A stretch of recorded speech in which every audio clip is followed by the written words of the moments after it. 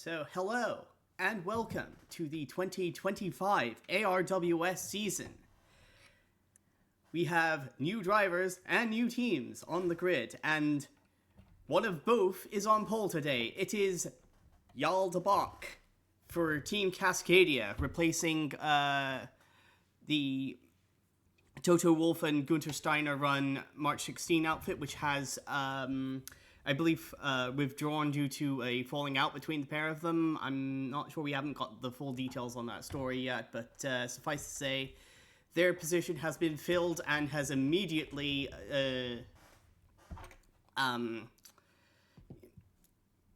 produced results for Team Cascadia with, of course, de Bock on pole here, knocking off the singular pole sitter from last season, Emma Kickert, her run of 16 consecutive pole positions coming to a sudden end at the start of this season. Although she was only about 7/100ths of a second off pole, so she may still get her fair share of them this season. On the second row of the grid, we have Phillippe Nicolas, our 2023 champion, looking to kick off his 2025 campaign with a very strong start. He's, of course, third. Next to him is Edvard Holm, the bookies' favorite for the championship this year, judging by his preseason testing form. We'll see exactly how that pans out for the otherwise usually luckless Dane, who somehow managed to pick up 3 wins last year. Tomo Kazuma has returned to full-time competition on the grid this season. She will be taking over the second holiday, which was driven by Humbert Moyemudier and then later on by Dan Greenlaw after Moyemudier's injuries. Gary Pacer will be rounding out the top 6 in the second Cascadia entry. A bit disappointing for the Canadian after he spent quite a lot of time last year testing that car, and then his rookie teammate, who was very much one of the last drivers to be signed. I think actually the last driver to sign was de Bock. So Pacer going to be a little bit disappointed to see that his hard work is not exactly paying off right now for him, but we'll see how that goes throughout the season. Marco Jancha returns to lead Euromotor and has put in a very solid qualifying performance, just edging out Martin McFry for 7th and 8th here. McFry, once again, leading Foxdale. The first of the Scorpios on the grid is Anu Vozu. Scorpio quite disappointed with their qualifying form here, only 9th and 11th on the grid. Sandwiching Bradley Dagnall in the second Euromotor. So that's Vozu, Dagnall, and reigning champion Takuma Taki in 11th.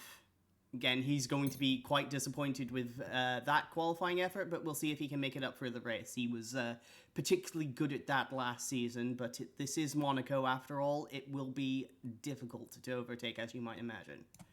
Ben Fleet rounds out the i3 Turbo entries, qualifying 12th, just 100th for a second off the pace of Taki, and only about 3/10 ahead of Katie May, who put in a fantastic qualifying performance in the Jones, really showing her exceptional pace at Adelaide to close out the season last year. Was not certainly nothing of a fluke. So we'll see if she can really punch above her weight in that Jones this in terms of race pace at the very least. Imani Burrell, another full-time rookie for Adriatica. Of course, we did get a couple of performances from her last year while she was substituting for Anu Vozu, but Burrell should be another one to watch. Another young prospect looking to make their mark on the grid. And quite the opposite of that is right behind them in Kalon, the second most experienced driver on the grid, of course, behind Phillippe Nicolas. Lon has been quite competitive in testing, looks very comfortable in that Bentley. He could be back on in contention for the championship if he can get the reliability in that car. Starting in 16th, we have Naoki Shinjo, mecha now switching. Well, I mean, now effectively the Works Honda entry on the grid. Of course, Honda debuting their new W12 engine, and that has seen the mechas join this midfield battle. Should be interesting to see if they can continue to punch above their weight as they have done over the past couple of seasons. We've got Václav Mališ. For many people, Mališ was the driver of the year last year. For Checkmate, of course, they have had a bit of a management reshuffle with Skoda buying into the team and rebadging their Bentley engines. Speaking of which, one of them is right beside them on the grid. That is Pierre Saint-Laurent in the second Bentley, looking to make a bit of a recovery after a disastrous season in 2024 where he missed about a quarter of the season through suspensions and driver injury. Amy Gauthier, two-time winner in the series last year, will be pairing up with Mališ, replacing Andrei Kremnitsky. And alongside her on row 10, we've got Nathaniel Cameron in the second Jones. Cameron about very disappointed to see him qualifying almost, well over a second off the pace of his rookie teammate. He'll be hoping to be able to pick up a few of those positions during the race here. Behind them, we've got Malik Zidane in the second mecha. And alongside him is Aurora Summers in the Peak Motorsport entry.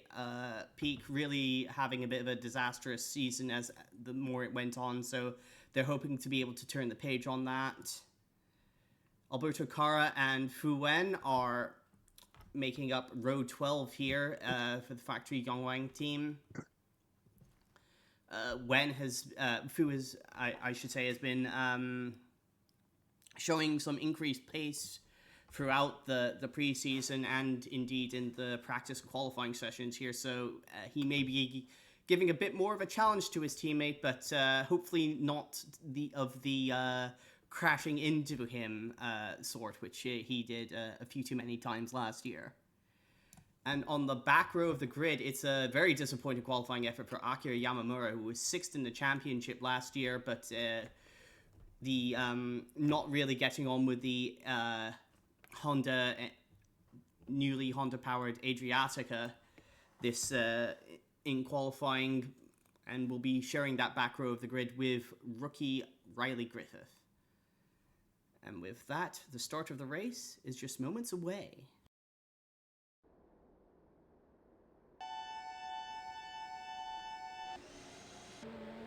And now engines are fired, waiting for the green lights here at Monaco to begin this brand new season. And it's green, and it's a good launch there for Emma Kickert, but she is on the outside and is able to sweep through into the lead. So that's a fantastic start for Emma Kickert, that we had not seen this at all last season, but she is charging away already. Marco Jancho with a fantastic start from 7th up to 2nd, De Bock down to 3rd, Nicolas, Holm, Pacer, Kazuma, McFry, Vozu, and Dagnall are your top 10 as Vozu dives up the inside and takes 8 from McFry. Fantastic start from the Estonian. It looks like we've got some trouble in the back, though. We'll take a look exactly what happened here. I think somebody might have had a coming together. I think, yes, that is problems for Fu Wen. He's lost his front wing. Can't see exactly where he broke that, but once again, it's first lap troubles for Fu Wen, and the Chinese driver once again having his issues on the first lap.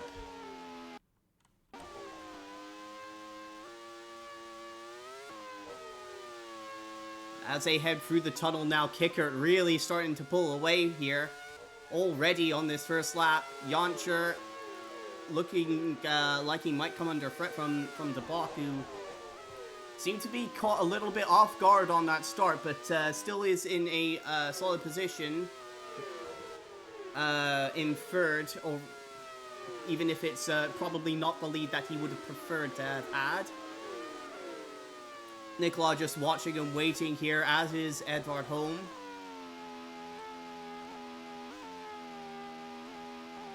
As we look our way back down through the pack, Amani Burrell has managed to jump past Katie May on the start.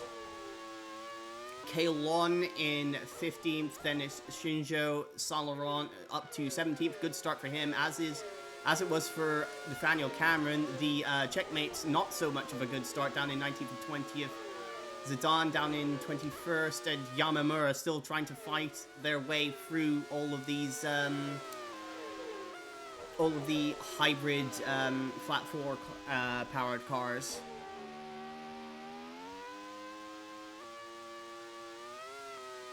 Up front, though, it is looking very good for Emma Kickert. Already 2 seconds ahead at the end of lap 1, and is certainly continuing to pull away. It will be interesting to see exactly how the pit stop strategies play out for these ARWS teams. Like last year, we are expecting a split between 1 and 2 stop strategies, and the window for the 2 stop opening up about lap 20, so we'll see exactly how the race develops before that point. Certainly is developing to the advantage of Emma Kickert, who is making up fantastically for her disappointment at this race last year, where of course she was on pole and looked set to win the race, and encountered some mechanical issues, got stuck behind Takuma Taki, and that was pretty much the story of her season. Just fantastic pace, especially in qualifying, and just could not make the most of it. Now over 3 seconds ahead of Yancher in second is Emma Kickert, as a bit of a Q starting form behind the Austrian driving for Euromotor today. Yael de Bock really in the slipstream here of the Euromotor, but not able to get enough of a run down the through the tunnel there to really make a move into the Nouvelle Chicane. So it's going to be a bit tough going here for overtaking, it looks like, for De Bock, even though he is closing in through the final sector of the lap, but not really going to be able to make a move down to the Sainte-Avoie. It's just very, very tight for these ARWS cars to be able to do that.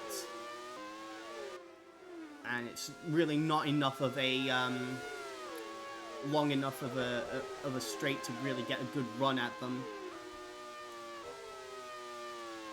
So really the best move is if you can get a good run out of Casino Square, you could make a move down into Mirabeau, but really the best place to make a move is probably the Nouvelle Chicane.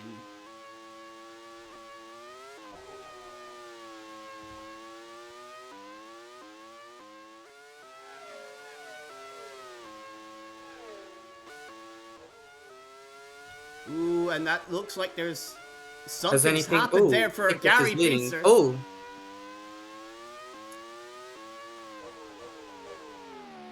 Oh. That is a loose wheel for Gary Pacer. And that is a big shame for the Canadian in his return to ARWS. He should be able to get that car back to the pits, but it's going to cost him a whole heap of track position here. Oh my goodness, really squeezing Takuma Taki into the wall there. Fortunately, no contact made, but Pacer really wanting to get back to the pits as quickly as possible here. So Burrell now tries to force her way through at the swimming pool. That's going to really irritate Katie May to have to fall in behind Gary Pacer there. Struggling to make it back to the pits, well off the pace. He is able to make it through back to the pits and will be able to get that wheel replaced, but that's going to very, very much make it a uphill battle for him to make something out of this race. Meanwhile, up front, it is all good for Emma Kickert, now nearly 6 seconds ahead of Marco Jantra at the line last time by. De Bock holding on to third from Nicolas, Holm, and Kazuma. There's a bit of a gap, of course, as the field got held up a little bit behind Gary Pacer with his issues. Vozu and McFry battling for 7th there, with Dagnall under threat from Takuma Taki and Bentley in 11th. Burrell has a bit of breathing room here, which is ideal for the Bermudan driver. We'll see if she's able to get into a bit of a rhythm and maintain that gap over Katie May, but May already looking like she's got the hammer down and pulling away from Kaelon here. Lon under some pressure from Shinjo as Salaron, Cameron, Malish, and Gautier all in close pursuit. And Malik Zidane not too far back either. As Yamamura is still stuck behind Alberto Cara, so this is good defensive driving from the Tropican driver here.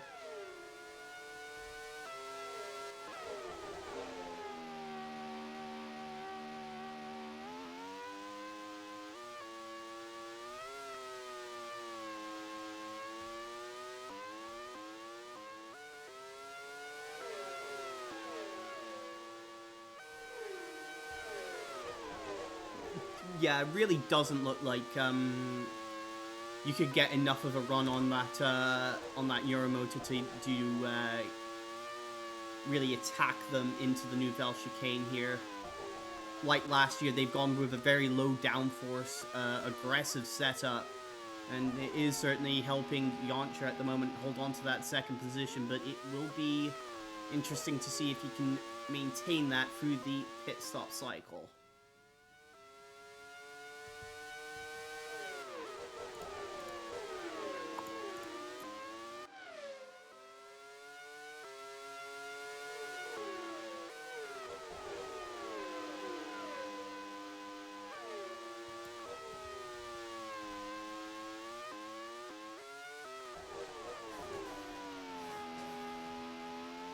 I thought maybe De Bock might have been able to take a look up the inside of Jantra there into Mirabeau, but probably best to play it safe here. Of course, it is a very long race here, 96 laps, and the rookie is looking very much at a potential podium here in his debut, so he won't be wanting to throw that away unnecessarily.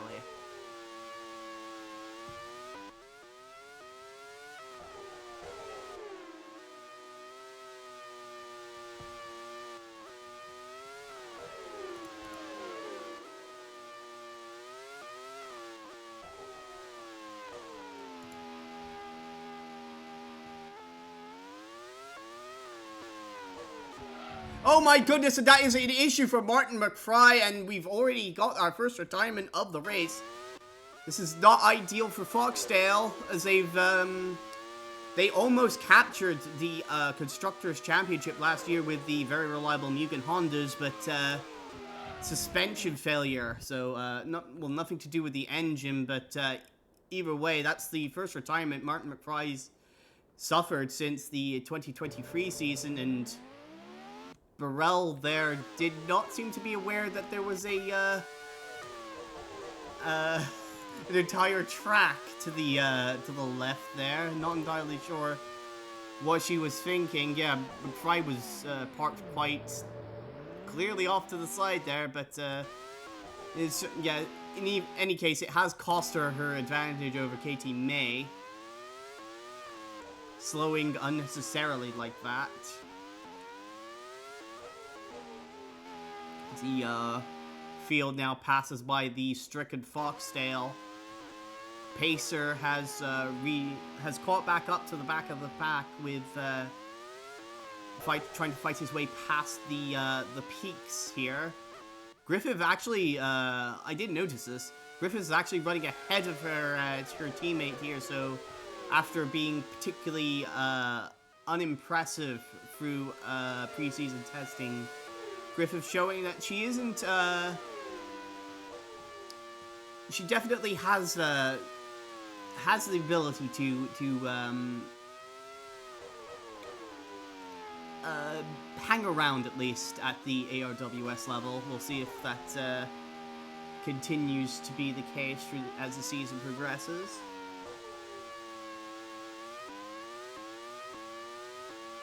Up front, though, Kickert now up to a over 10-second advantage. This is after just 8 laps of racing here.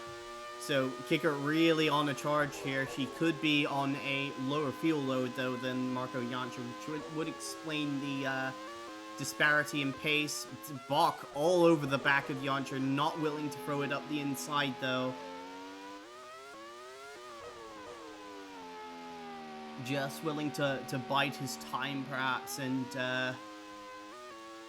make his move a little later in the race. Of course, these IP turbos very, very fragile, and taking it easy with them is not the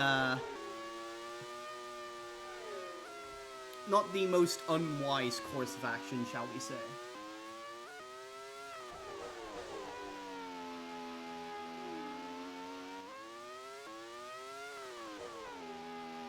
Kara continuing to hold on to that is 20th now from Yamamura, the Japanese driver, not really able to get anywhere near the back of the Yangwang in the opening laps here as Pacers catching up to them. De Bock still able to maintain his position behind Janša, but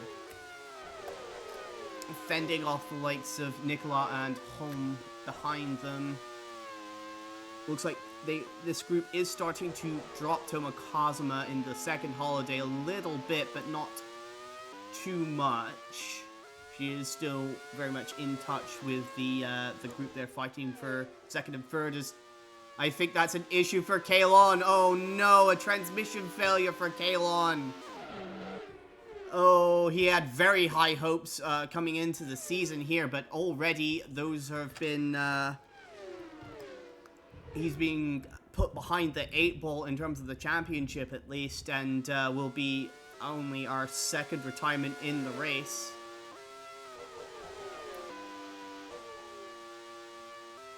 Griffith here, still doing a solid job holding off her teammate Aurora Summers here. There was some speculation that perhaps Summers might be the favored driver in that team, but if Griffith's drive so far is proving anything, it's that there is certainly no favoritism in that team, at least not at the moment. That might, of course, change if the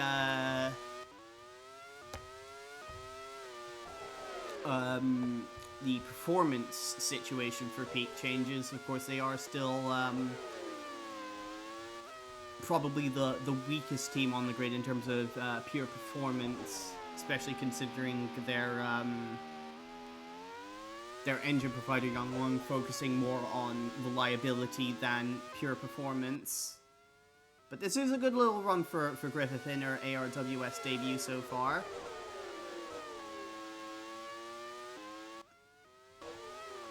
As Kickert has already put the second Yangwang of Fu Wen a lap down, of course, after his broken front wing earlier in the race.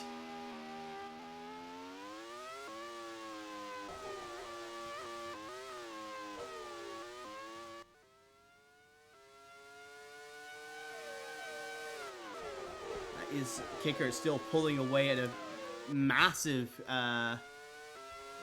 rate of over a second a lap. Of course, the fastest lap chart here, Kickert on looking basically miles away in terms of setting the fastest lap of the race. Of course, I think some of these cars held up behind Janša could probably lap a bit quicker, but it is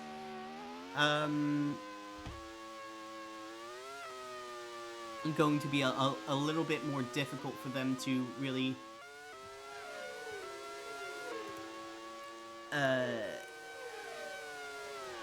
be able to match that lap by Kickert as the race progresses, and of course there's more traffic throughout the field.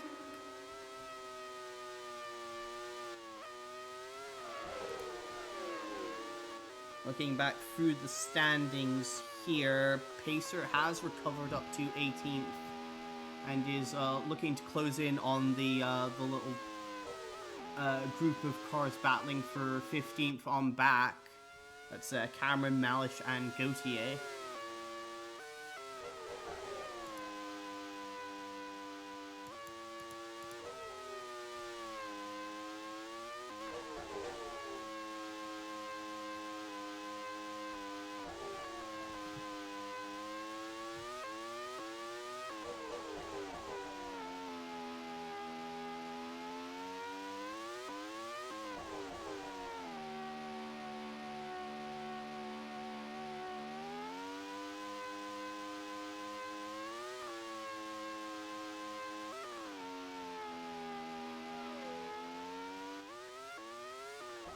Looks like Takuma Taki is also having a little bit of trouble with the other Euromotor of Bradley Dagnall here. As Kickert continues to charge away with this lead. You can see again at the line here what the gap is between herself and Janša.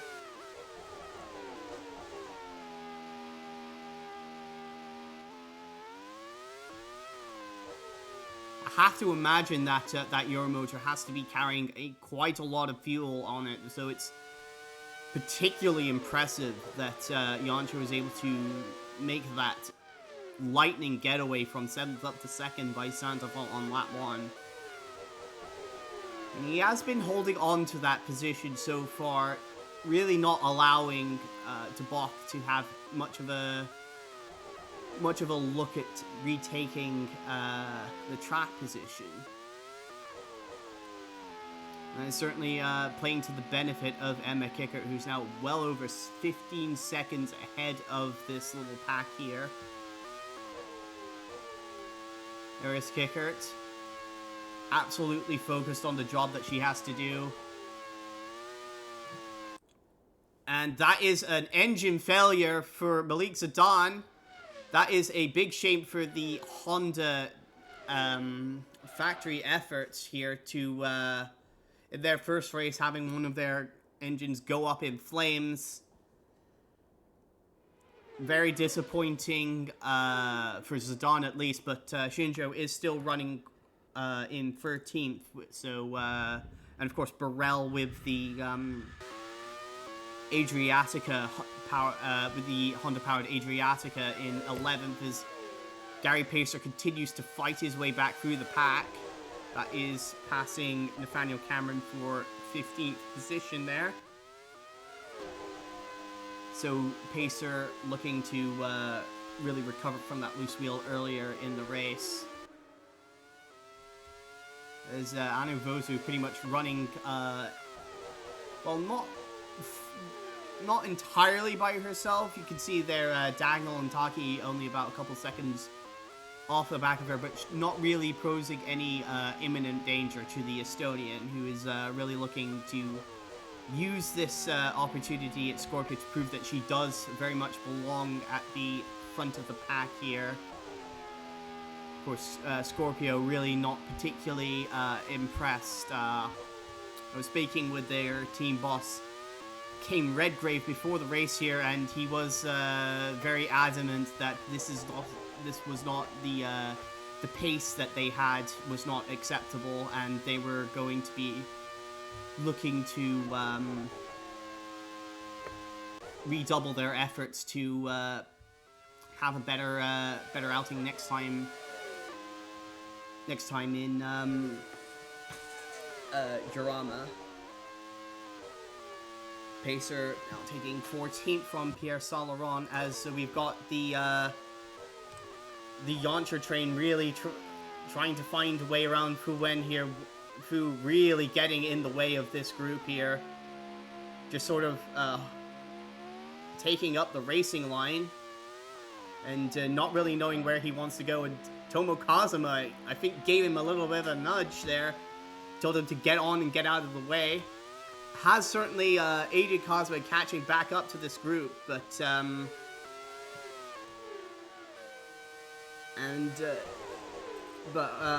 imagine De Bock probably would have liked to have taken advantage of that to really have a go at Yoncher, but situation didn't really present itself to the Belgian rookie.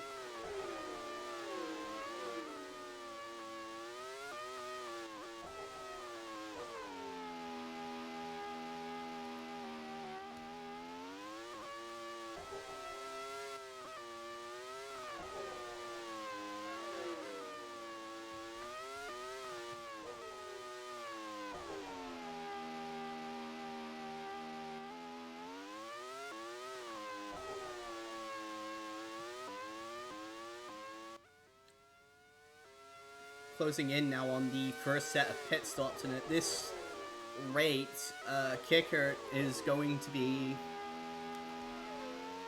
well, if she doesn't pit immediately, if she goes a little bit into the two-stop window, of course I am assuming here that she is on the two-stop strategy and Yoncher is on the one-stop. But if she pushes for a few laps here to extend that gap a few more seconds, she could well pit and maintain the lead as she gets around Akio Yamamura there, puts the Adriatica lap down. That is not what Yamamura would be wanting this early in the race, especially considering they've lost a considerable gap here to Alberto Cara in the relatively underpowered Young One. So Yamamura really struggling with that car in the early going here. There may be some sort of lingering technical issue that's been plaguing them throughout this weekend, but we'll have to see exactly what the cause of that might be. If we can get a reason from the Adriatica team.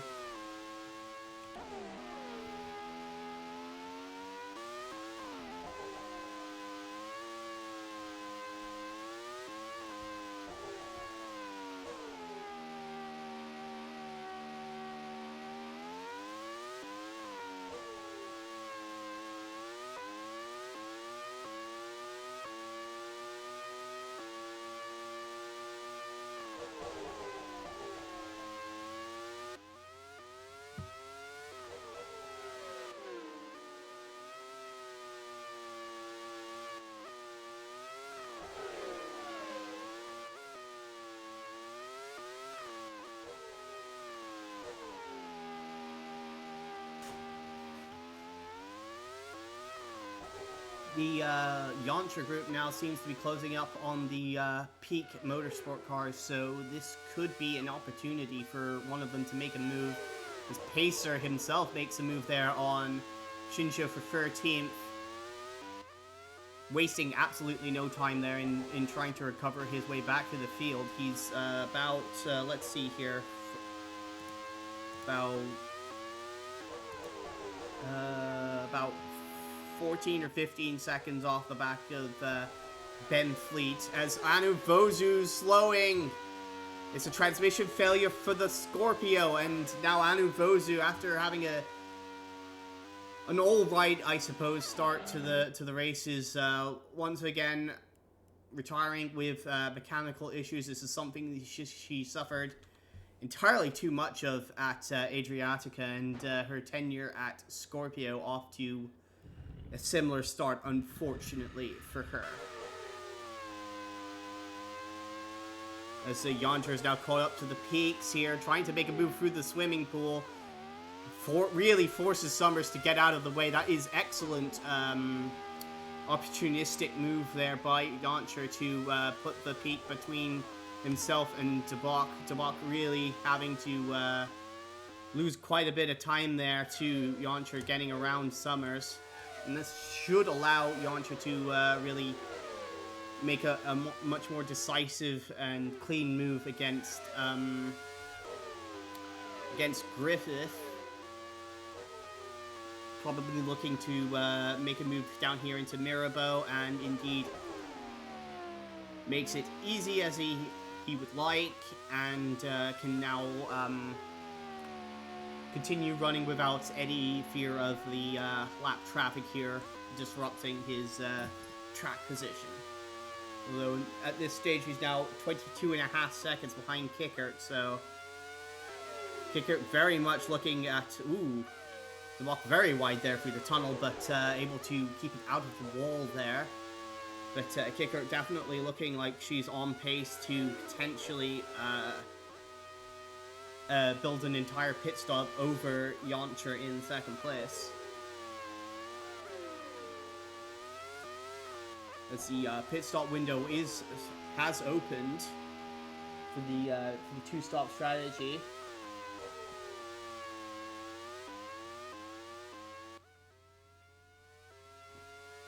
There's a lot of speaking with some of the strategists. There is quite a bit of leeway in terms of making the strategies work, because of course a lot of these teams want to be able to make their really sort of tailor their pit stop strategies around their track position. Of course, if you're stuck in traffic, you'll probably want to pit a little earlier than the people you're stuck behind. Then get some quick laps on fresh tires and potentially jump past them.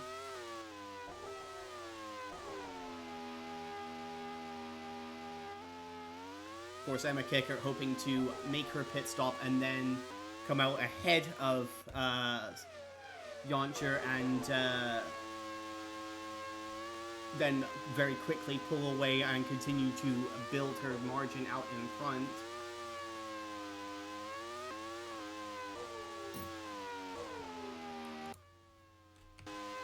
We've got Pacer here now closing in on Imani Burrell and Katie May, battling for 10th place here, as Edvard Holm is the first to pit, so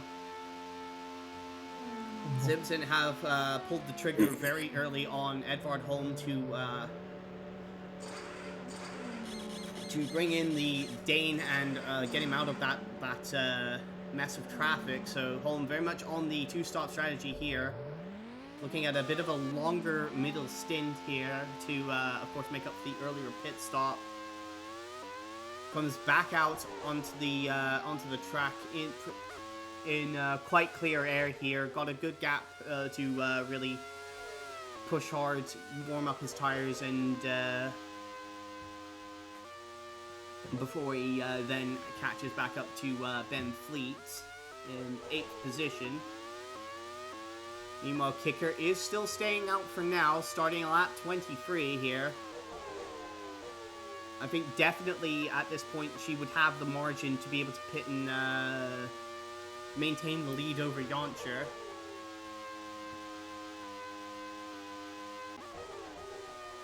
As Václav Malish there, I think tried to get out of the way there of Emma Kickert, but Kickert took it a bit too tentatively there, but was able to make the move around the checkmate at the next corner. She won't want to be losing too much time here.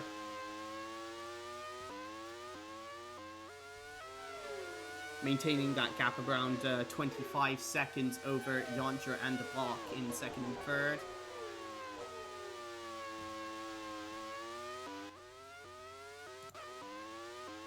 As Pacer has made it past May into 11th place, is looking to make a move on Burrell for 10th. Again, though, it's a very tight entry there into Saint-Avold. Very difficult to be making a clean move there, even with the massive pace advantage Pacer has over Burrell and Adriatica. Did not make the move into Mirabeau, though. I I was expecting him to make the move there. Probably just wants to avoid an unnecessary collision, which could cost him even more time after the earlier loose wheel.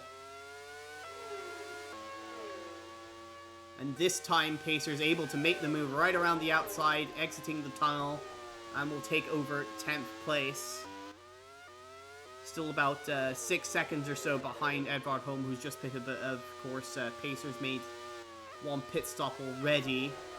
Not sure if they've factored that into the planned strategy for Gary Pacer in this race, as we've got Takuma Taki now pitting. Oh my goodness, and Taki has broken his front wing.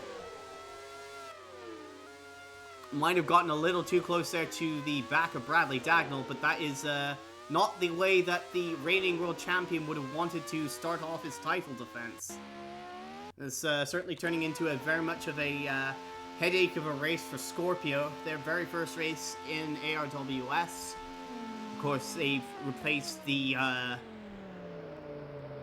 old Racing Point team as Katie May, and that is also, I think this is, Burrell's also into the pits. Interesting that they called in May at the same time as Burrell there. I would have expected to leave her out there, at least just to get a bit of an offset on strategy. Taki comes back out into 12th place, is a lap behind Emma Kickert now. She's had to fight her way through traffic. She has lost a bit of ground on the previous lap to Marco Jantra. See if the gap has increased. It has indeed increased again. Kickert going a little bit longer in this stint than I would have imagined, given her incredible pace in this first stint.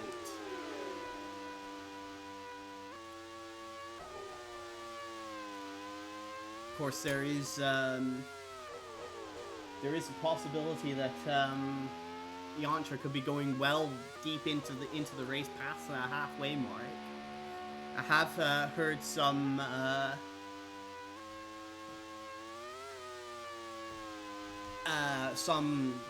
strategists speculate you might be able to make a winning strategy depending on exactly how the traffic plays out and the race pace, but you could go as deep as lap 55 from the start of the race and still be right on target in terms of strategy, as Taki has made the move past Salarant for 11th, very much trying to recover from that broken front wing. Is Cameron now under attack from Katie May here? Can you one stop? Yeah, you can one stop.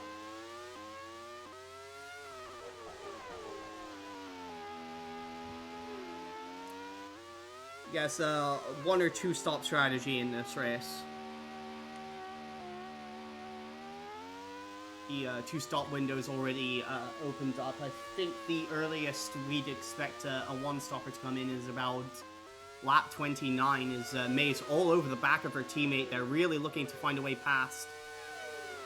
She's losing time to Imani Burrell and does indeed get past Nathaniel Cameron, but he won't be particularly pleased to know that his teammate, who's already made her first pit stop, has just passed him on the track again. Burrell here having her own issues, though, trying to find the way a way around Pierre Salarant and the sole remaining Bentley. Factory Bentley, I should say.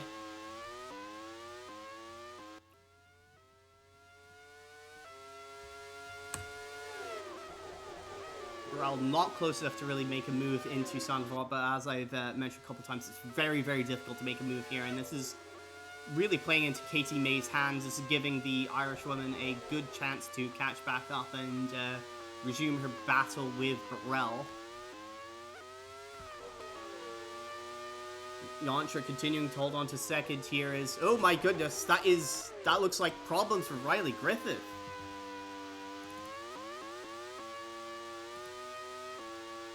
Or might have been caught up in traffic here. We'll see exactly what might have happened.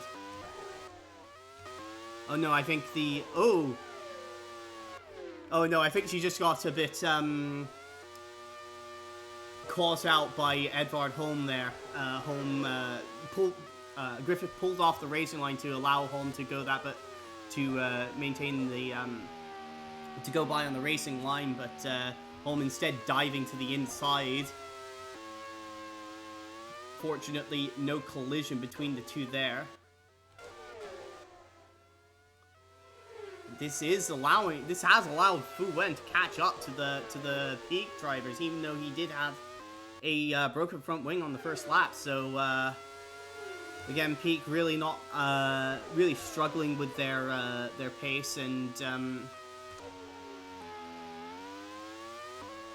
Pacer there having issues finding a way around Riley Griffith, who's certainly having her trouble staying out of the way of the leaders. Kickert still out in front, leading the race.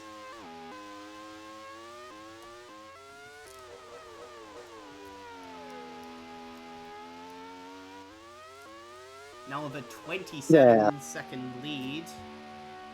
Make that 28.5-second lead over Marco Jancher.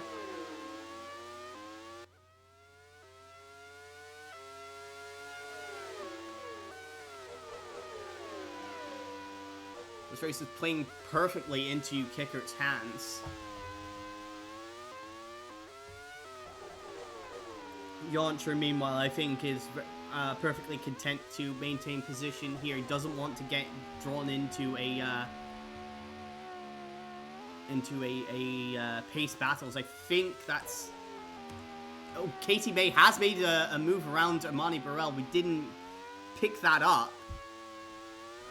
We were not able to pick that up on the replay, but May has made her way into 13th and now around Saint Laurent into the Nouvelle Chicane. So May definitely on the move here, really finding her groove around the streets of Monte Carlo here.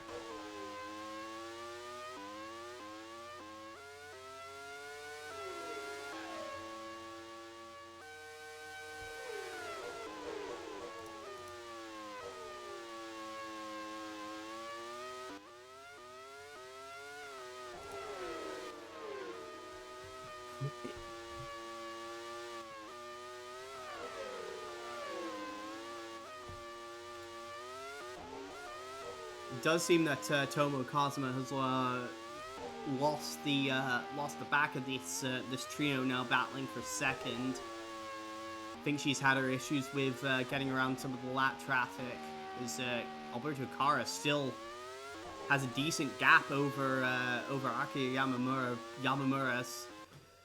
I have to say, I'm exceptionally surprised to see Yamamura struggling this much. Pace was not one of their biggest virtues on their way to 6th in the championship last year, but they were certainly quicker than this, but most of the races. But in this race, they've been absolutely nowhere compared to their teammate Imani Burrell.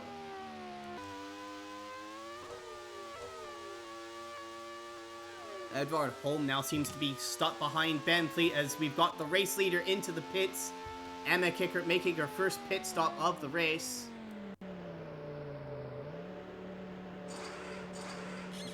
Indeed, it is a two-stop strategy, even though she's driven into the window about for the opening of the one-stop strategy if she chose to do so, but preferring to keep stay on the pace she's been driving all race. As Marco Jancher is now into the pits. This is a very early pit stop for much earlier than I was expecting for Jancher, and it does not look like they're filling that car up to get to the end. So Jancher is on a two-stop strategy here. So that was pure pace from Emma Kickert, as we've got a car slowing around Massenet. Not sure who it was. Oh no, it's Václav Malish. His right rear's gotten loose on the checkmate. That's a massive shame for Malish, and he's out of the race.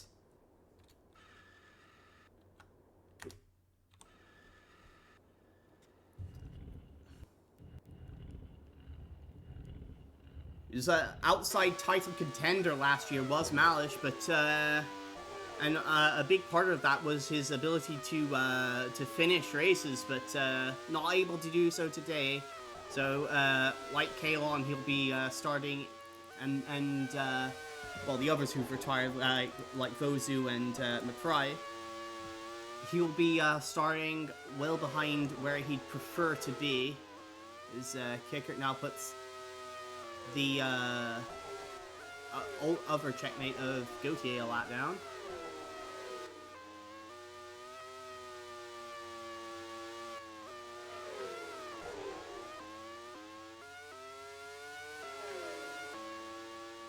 Yoncher now comes out right behind his teammate Bradley Dagnall. I'll have to imagine the team boss Hildegard Shevchenko Neumann on the radio to Dagnall, telling him to get out of the way of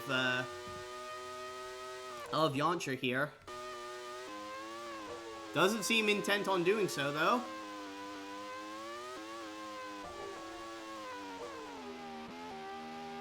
And this is going to certainly hurt Yoncher's hopes of taking home a podium today.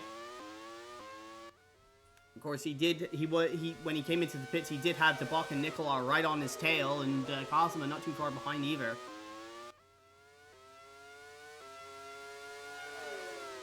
And Dagnall still not getting out of the way of his teammates. This could really hurt Yoncher's race if he can't get past Dagnall. Again, just not able to find a way past his teammates.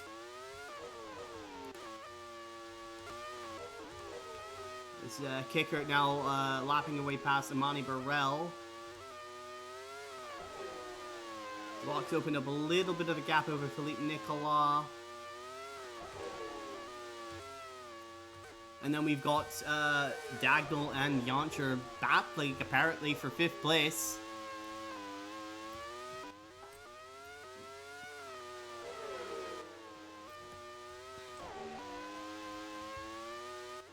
At least for Yoncher, he won't be losing too much ground to Edvard Holm or Gary Pacer, who also now seems to be stuck behind Ben Fleet in the sole remaining Foxdale.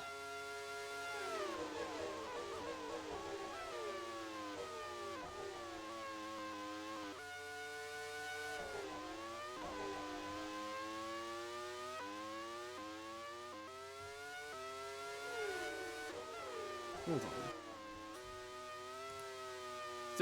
So Katie May in the... I'm not sure exactly how many laps it's been since she's passed Pierre Saint-Laurent, but it can't have been that many, maybe like 6 or 7 laps. She's pulled out a 10-second advantage over the Bentley, so absolutely tremendous pace from Katie May in that Jones. And it's this kind of pace that's had some wondering whether or not she could potentially be a title contender this year. Of course, making the absolute most out of the pace of the Jones, as we've got Phillippe Nicolas into the pits, coming to the attention of the Homers here. The affectionate nickname, of course, of the holiday pit crew here, dressed up oddly enough like Homer Simpson with their white tops, blue trousers, and yellow helmet and gloves. Nicolas resumes the race in 4th place, only dropping a position to his teammate. And in fact, yeah, that is exactly what Shevchenko Neumann would not want to have seen. Bradley Dagnall here very much has cost Marco Yoncher a shot at maintaining track position over Phillippe Nicolas. Is still refusing to give way to his teammates.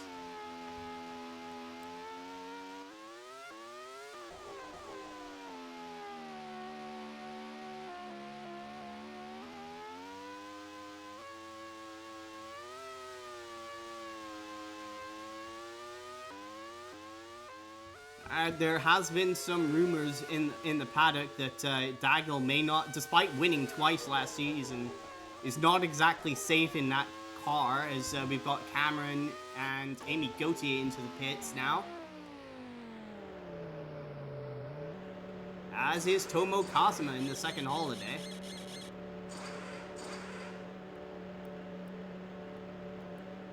But yes, Dagnall's position in the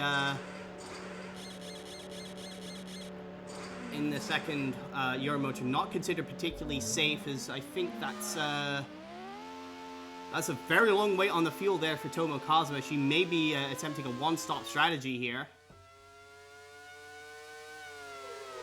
But things like holding up your teammate here, and he's still holding up Marco Jantscher. Trying to use Aki Yamamura here as a pick to get around his teammate. Not able to do so far. Though Jantscher has been able to at least maintain track position over Tomo Kazuma.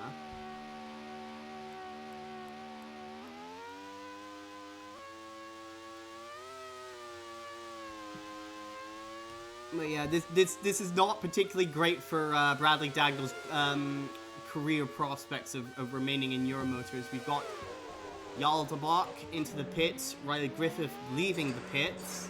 Looks like a one-stop strategy for Griffith in the peak. Two-stop strategy looks like for de Bock in the Cascadia. Can he get back out on track ahead of Phillippe Nicolas? I'm not sure he will be able to. And there goes Nicolas into second place. So Nicolas, the 2023 champion, able to put those fresh tires to good use and has jumped ahead of Yael de Bock. Of course, this is all just a battle for second because Emma Kickert is over 36 seconds ahead of this duo. She's really in a class of her own today. Meanwhile, Jantscher is still stuck behind Dagnall. Yeah, absolutely. I'm not sure we probably don't want to be sending a camera down to the Euromotor pits because I can't imagine it's anything that would be able to be broadcast on TV. Is Jantscher just cannot find a way past Dagnall. Of course, he was using this kind of straight line speed to hold on to that second place earlier in the race, but it's come back to bite him in the worst possible way. We've got Pierre Saint-Laurent now into the pits for Bentley. Looks like he's also on the one-stop strategy. And all this has done has brought Tomo Kazuma now into the mix. Kazuma potentially here looking at taking a position or two away from the Euromotors here.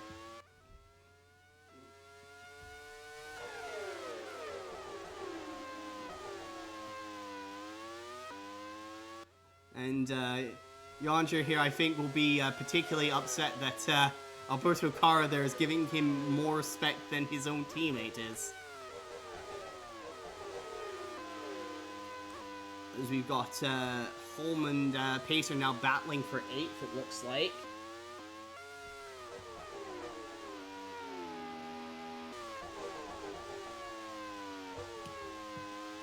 Phillippe Nicolas has just turned in. Sorry. Right at the Euromotor garage after the race is over.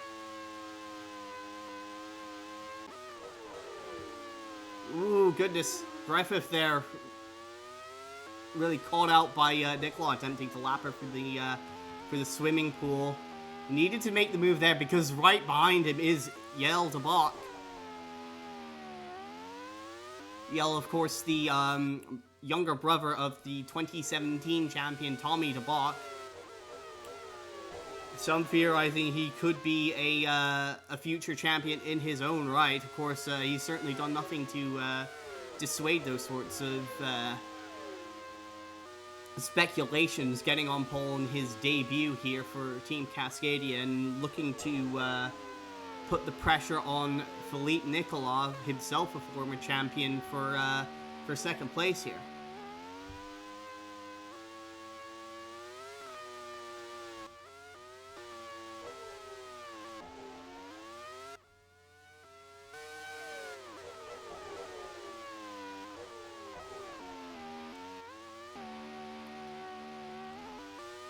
Kickert has a massive gap. Yeah, over 35 seconds. She's absolutely just in a league of her own. I think I thought Shinjo might have had to have made a extra pit stop, but no, this looks like this is a planned pit stop for Shinjo in the mecha. Holding on to 13th position currently. Looks like he's also on the 2-stop strategy here.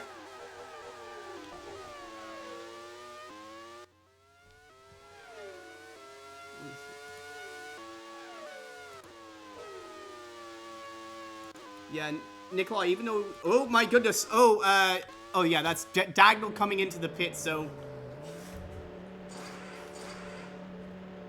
I have to imagine he's been called into the pits the last several laps here, as that's Gary Pacer also coming into the pits behind Dagnall.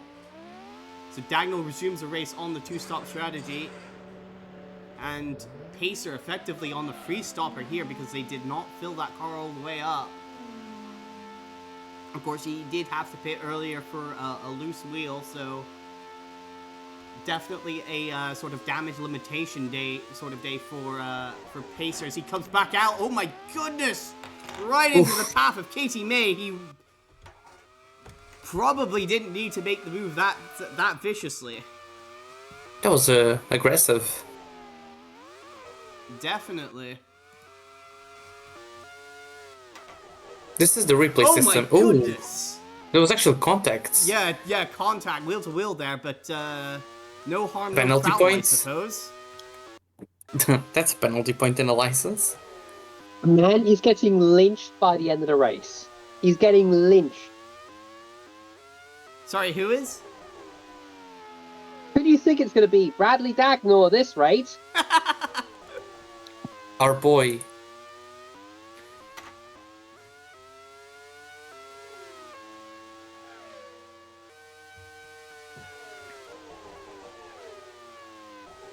Well, Dagnall's come out just ahead of Takuma Taki, so he could certainly continue getting in the way, as it seems to be his one and only goal in this race. Is, oh my goodness, Tomo Kazuma is out of the race! So that's one bit of good news, I suppose, for Yorimoto, but one piece of very bad news for Tomo Kazuma and Holiday, as her car is just... Oh goodness, a suspension failure, and she just passed pit entry. Oh my goodness, he couldn't make up worse luck. And that's effectively a retirement streak of, I think, 9 consecutive races from the end of 2023. Her substitute performances in 2024, and now today, Kazuma hasn't finished a race in their last 9 starts. Universe really said fuck Tomo Kazuma in particular. Yeah, it certainly seems to be that way, especially in her ARWS career. Of course, Kazuma was one of the top junior prospects in the early to mid 2010s, but the last decade or so, trying to make a career in ARWS has gone anything but smoothly. And this day is just another chapter. Há uns tempos eu falei. Eu não sei se reparaste. Não sei se foi contigo isto na altura, mas. O Rui Costa teve filme.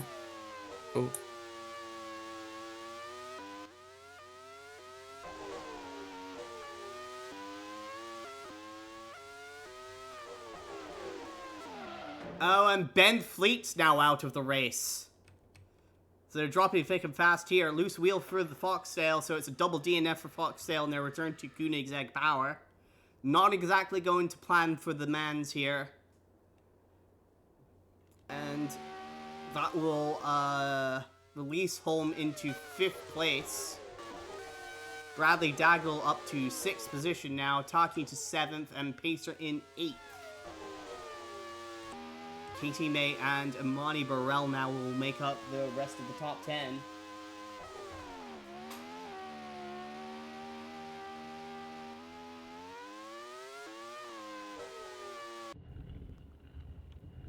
As Ben Fleet gets carted off of the track here. Very disappointing day for Foxdale.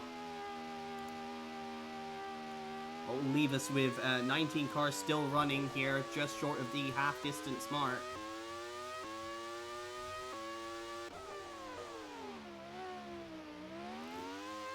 Kickert there having a bit of a time getting around Kara there. Kara, I don't think he's pitted yet. Yamamura, I think, just has. It looks like they're not fueled up to finish the race either, so I do not understand at all the strategy from Adriatica, unless there must be some sort of technical issue that they've not been able to resolve, because... Oh no! Katie May is out with a puncture! Oh goodness! The Irish woman having a fantastic second race here in the Jones. Absolutely flying in terms of pace, but just nothing to show for it as the car once again gives up on her.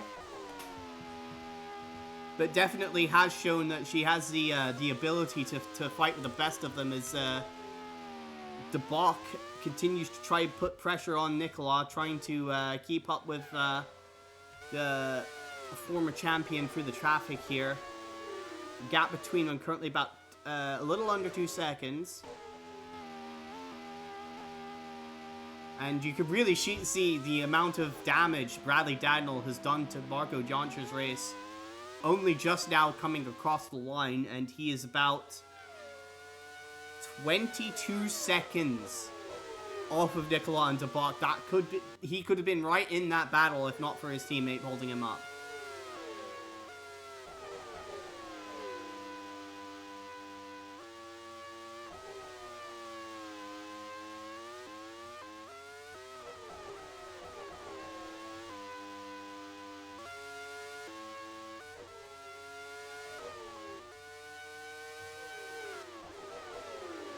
I think the best battle we've got on track currently is this battle for 7th between reigning world champion Takuma Taki and Gary Pacer.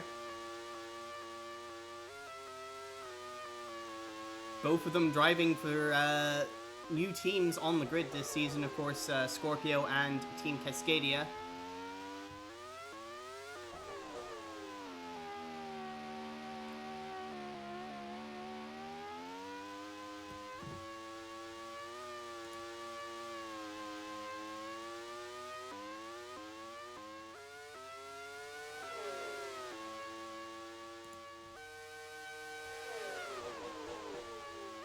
I think Pacer was thinking about making a lunge up the inside there into the Nouvelle chicane, but not quite close enough to the back of the Scorpio to make the attempt, I don't think.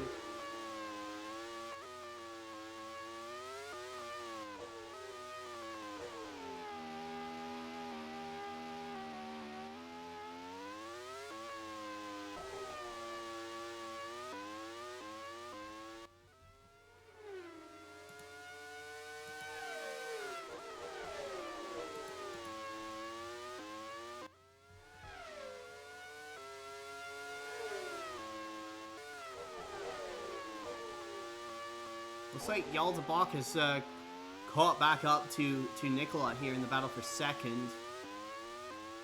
So De Bock definitely having the pace here to really challenge the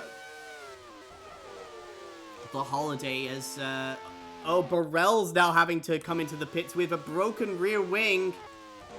Not entirely sure how that's happened. I think perhaps Nicolas might have gotten into the back of her under braking, and that might have contributed to him losing position, to losing time to Yael de Bock. Burrell in to get that rear wing replaced, but they're not fueling a car up, which is very strange because she still will have to make another pit stop. So strategy at the Scuderia Adriatica team, not really something I'm particularly understanding today.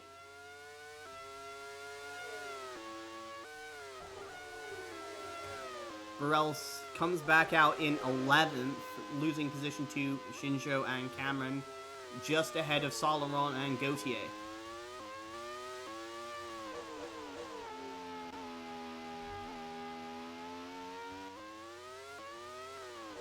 I believe Saint Laurent might be maybe fueled to the end of the race, but I think Gautier and Burrell will still have to pit again.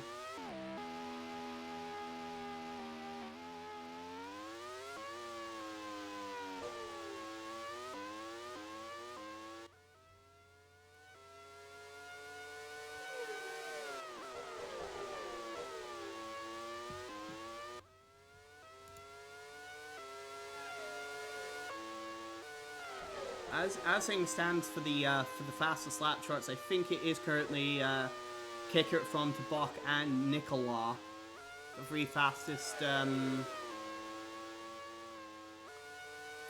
laps. Of course, the top three fastest laps will earn those drivers bonus points, in addition to any points they score during the race. Fortunately, we're not able to see the fastest lap times of those drivers who are out of the race.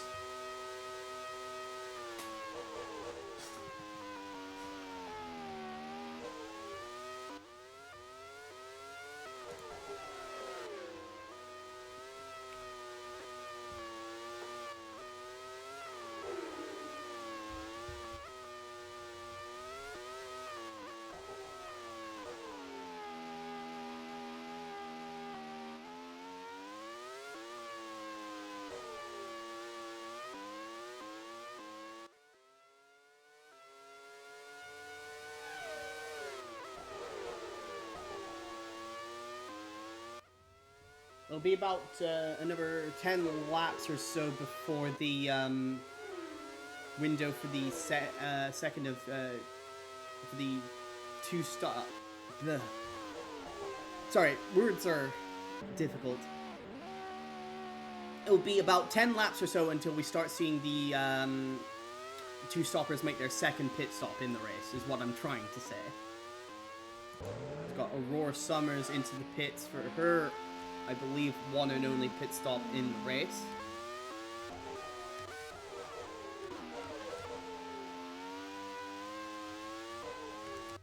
She comes back out onto the track ahead of her teammates. So going long on the pit stop definitely has come to the benefit of Summers in this case.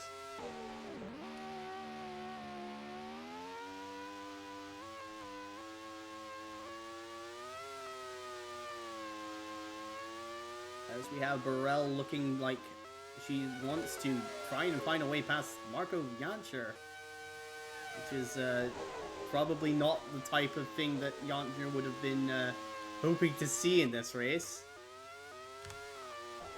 Jantscher seems like he's struggling to put the Jones and Nathaniel Cameron a lap down.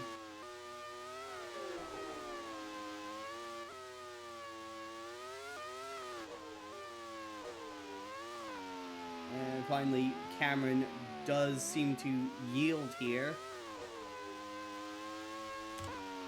And Burrell right around the outside going into Rascasse. Sorry, not Rascasse, Anthony Nose. Could not pull it off, but full marks for effort there, my goodness. On board with Burrell here. Looking to try and potentially follow Jantscher through around the outside of Anthony Nogues. Yeah, just couldn't get the power down quick enough to maintain it side by side with Cameron there, but my goodness. That was a gutsy effort from Burrell. It's that kind of driving that got her a podium in, I think it was only her second start last year. Could well net her a couple more this season if things go her way. And up front, it's the same as ever. Kickert is absolutely thrashing the field. Now, at the halfway mark, she has a 38-second lead.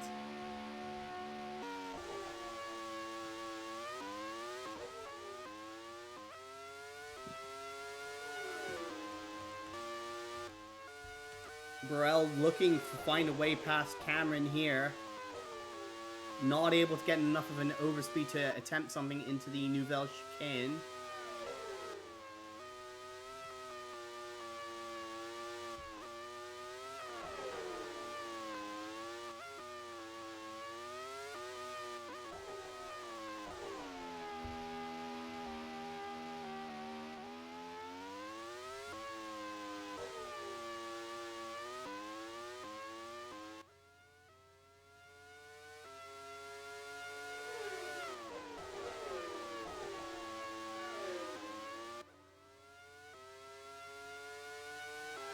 All over the back of Cameron, up the,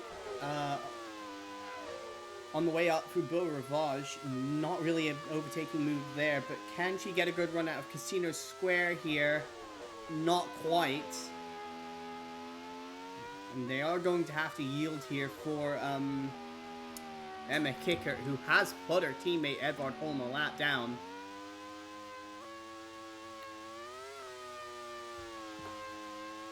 Certainly showing that the pace differential between them in preseason testing was not exactly the story here. Burrell makes a move. I think that was the last chance he was going to get. Right up the inside of Cameron into the Nouvelle Chicane, and he takes 10th place just as Emma Kickert has caught them, so excellently judged by Burrell to take that position. To see if, well, probably going to be a bit difficult for her to catch back up and do something about Naoki Shinjo in 9th place, but still in a good solid point scoring position for Burrell.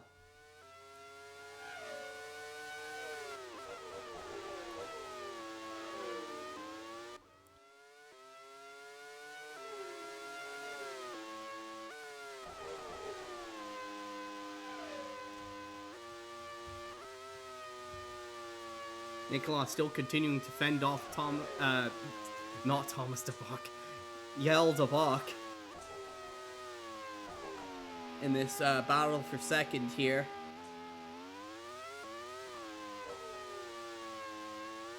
Oh, they've jumped Marco Jancha.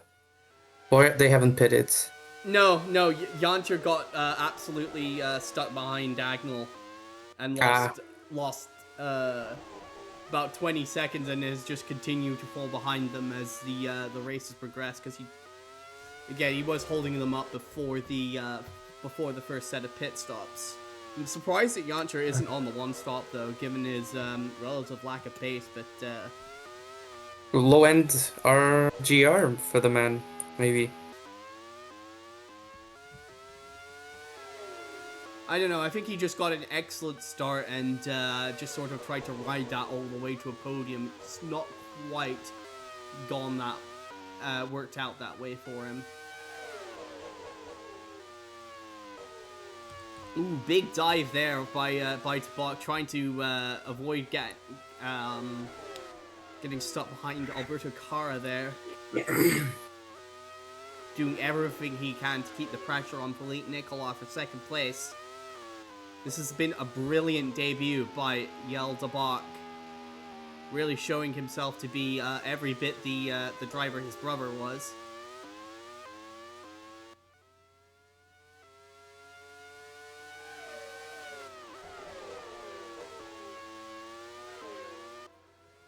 I think both of these drivers still with one more pit stop to make, so it will be interesting to see how the Holiday and Cascadia teams play out the strategy here in this battle for second place.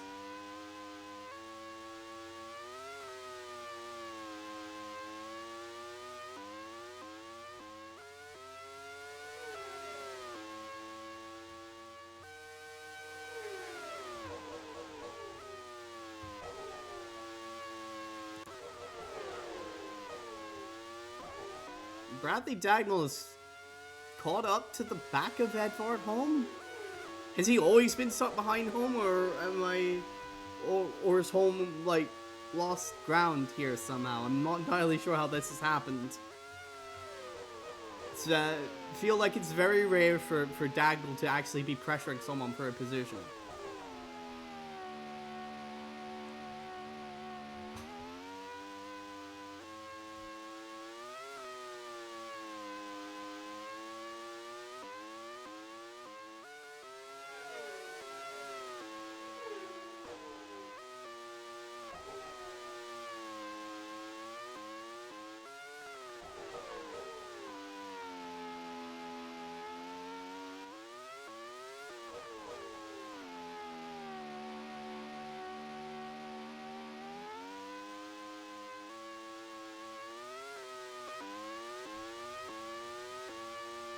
Pacer looking to find a way past Takuma Taki here. Oh goodness! Oh my goodness! And Taki, it looks like, got caught out trying to lap one of the peaks into the tunnel. It's Riley Griffith. Riley Griffith, yes. Looks to the inside there, but there was just no room there.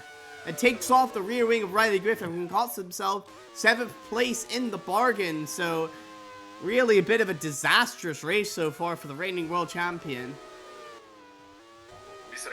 That's what the fuck he was thinking of. That was 3 wide into the chicane, by the way. That was nuts. Yeah.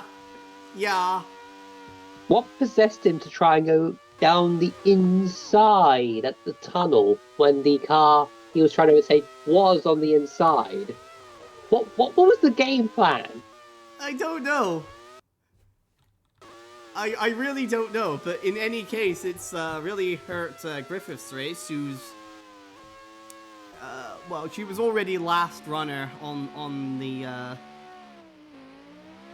track, but it's going to cost her even more time to her teammate now.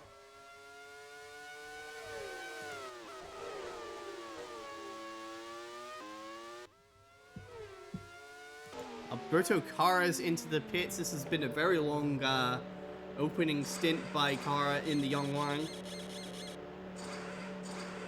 Will be fueled up to finish the race on this set of tires.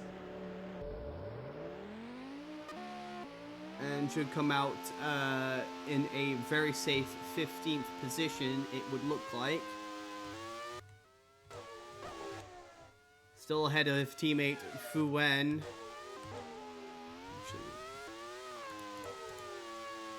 Edvard Holm is 5th. He pitted so early. Yeah, that early pit stop really has not panned out at all for Holm. He's I think his tires are probably crying enough. He's been out quite a while. Yeah, previous lap 118.4, personal best 116.3, so he's 2 seconds off. Yeah, Dagnall is... Dagnall. But he is 6th. Yeah, kind of by default at this stage. Like, everybody behind him is either driving a much less powerful car or has had major issues in their race. Oh my goodness! Yael de Bock has made the move around Phillippe Nicolas. Completely missed that, but oh, this is Takuma Taki. Oh my goodness! 3 wide. Really, so the championship battle between these two from last year is not over, apparently. Oh, that's a good move by Yael de Bock. Yeah, absolutely. Fantastic opportunism there by Yael de Bock, and that's cost Phillippe Nicolas second entirely because Takuma Taki did everything he could to block his championship rival from last year. Of course, these two very much rivals on the track last year. There were some heated exchanges between them, and certainly the bad blood still is there between them.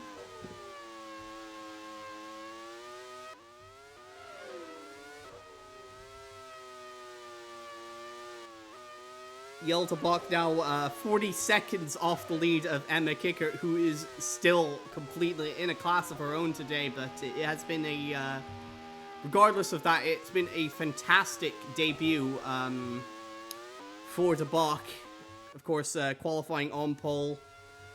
Got a little caught out on the start, although he has taken about a second out of Kickert's lead on that last lap. I think Kickert must have been stuck in traffic on that lap. But, yeah, he's been patient and aggressive when he needs to be. And is doing everything he can to put himself in the best possible position at this stage of the race. Of course, there's still over 40 laps to go in this race. So, a lot can still happen.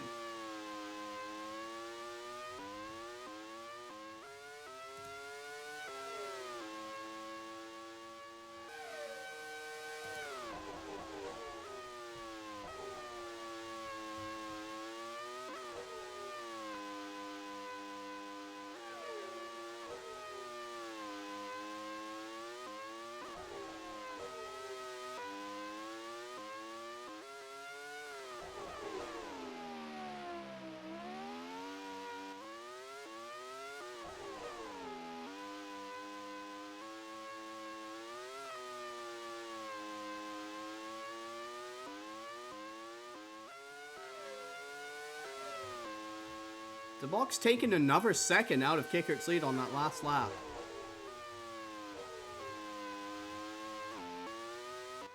Of course, it is still a 38-second lead, but with 40 laps to go, this race isn't won yet for Kickert. She's still got to maintain this gap over De Bock. She can't be losing time like that. Has she pitted? Sorry? Has she pitted? Yeah, she's made her first pit stop. Yeah, her and Holm pitted quite early on.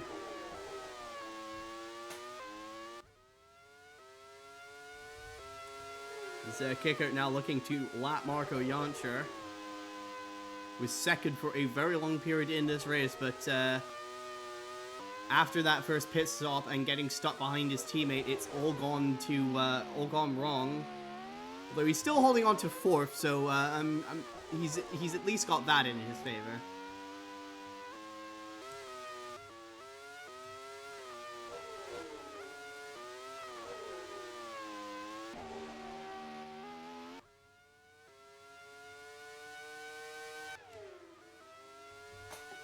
There's a 1:17.2 by De Bock on that last lap.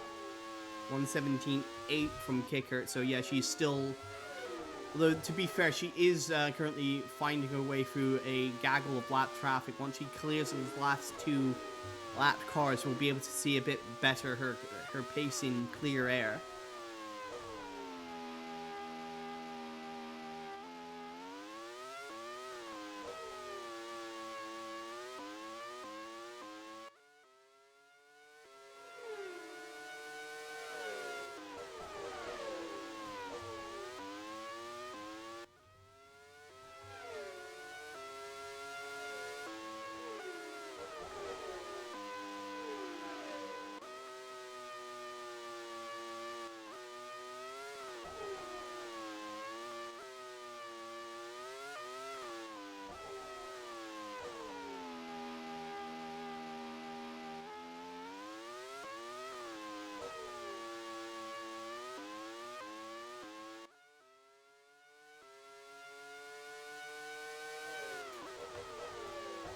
It's another half second, it looks like, De Bock's taken out of Kickert on that last lap.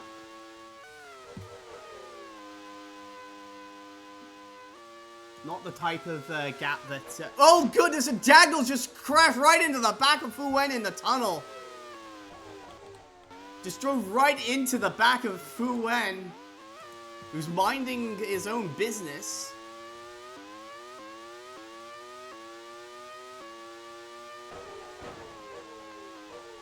I think he felt entitled to that. Arrest it immediately. Get him off the bloody track.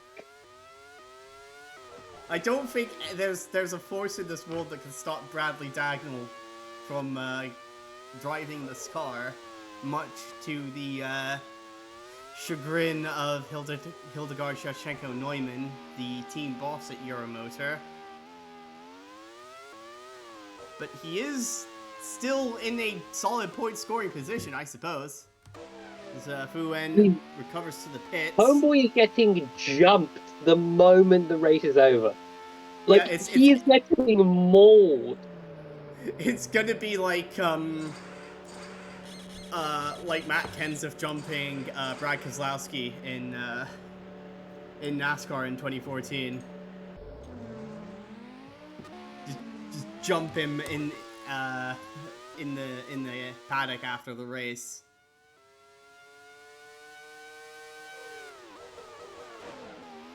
Fu Wen then immediately rejoins the race and barges Phillippe Nicolas out of the way. So Fu Wen not making any friends either, it seems.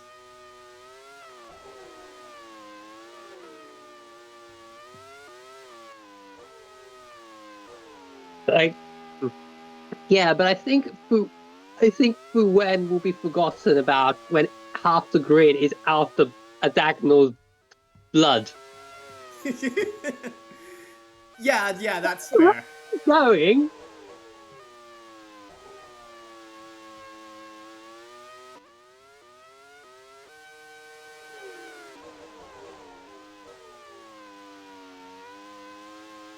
Nicolas cleanly making it around Fu Wen there.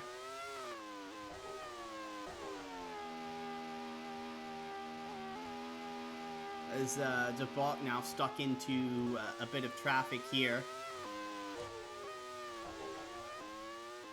So we'll see if he can continue that solid pace. No, it does look like he's struggling now that he's been stuck in that traffic, so... A lot of that gap he's taken out of Kickert has probably been simply due to running in clear air and Kickert being stuck in traffic.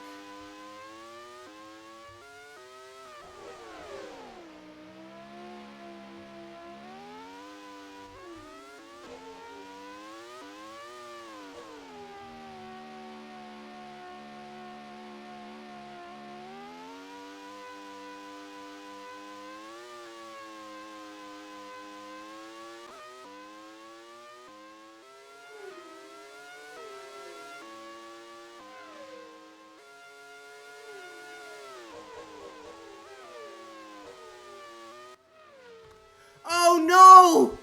There's smoke coming out of the back of Emma Kickert, and that engine has cut out entirely. There's a water leak in the Ford EcoBoost engine, and Emma Kickert is out of the race after absolutely dominating it from the start. Emma Kickert is out.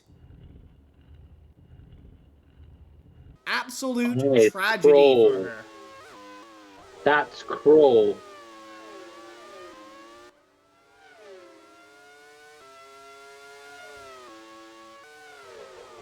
And that will mean our new race leader is Yael de Bock on his debut from pole position, although this will be the first lap he's led in this race.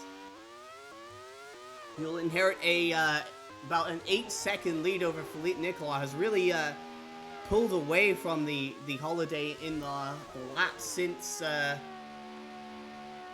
the hatchet job that Taki pulled on Nicolas.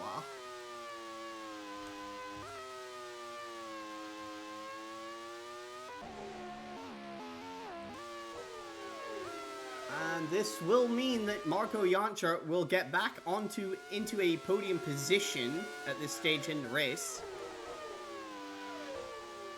But any hopes of fighting for the win in this one are pretty much down the drain unless something happens to those two cars ahead of him. Edvard, as in fact, De Bock immediately pulls into the pits for his final pit stop, and Phillippe Nicolas will take over the lead. Nicolas, I think, is due to make a pit stop before too long himself.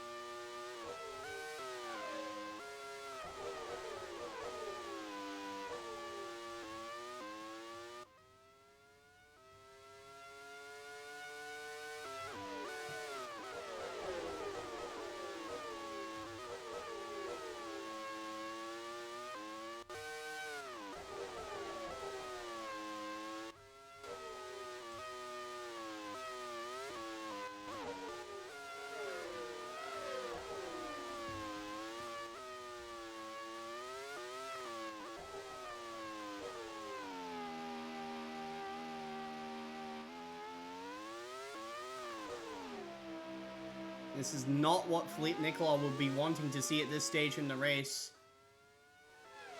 Although I think with Yael de Bock on fresh tires and in clear air here, any efforts by Nicolas to bridge the gap between them before the pit stop are pretty much out of the question.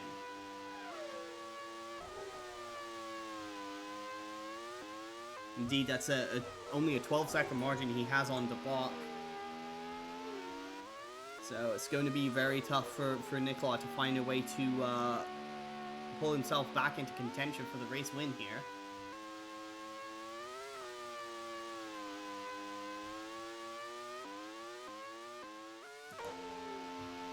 As now Amani Burrell comes into the pits for her final pit stop of the race. Oh goodness, so we've got another car stopped. That's at Mirabeau. It's Naoki Shinjo. Oh goodness, that's a big shame for Mecha. Shinjo was having a fantastic drive here, but no more. Very solid, very methodical kind of drive. Quiet and out of the, quiet and under the radar, but he'd worked himself up into 8th position. Just not able to have the reliability in that Honda engine to make it all the way to the finish, unfortunately, as Amy Gauthier has now come in for her final pit stop. And de Bock continuing to take time out of Nicolas' lead here.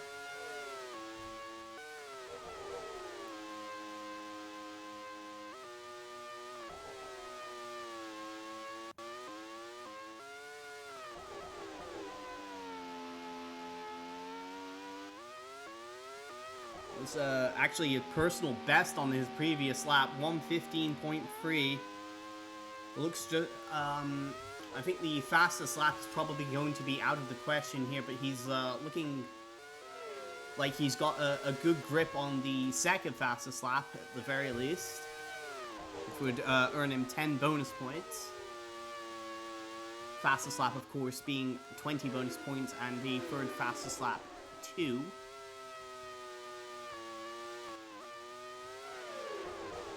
De Bock really forcing the issue here with this lap traffic. He does not want to give an inch away to Nicolas if he can help it. He wants to just win badly. You could tell it by the way he's throwing this car around the streets of Monaco.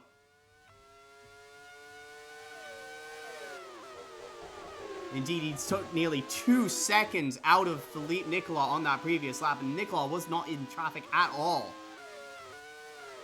Absolutely on fire is Yael de Bock.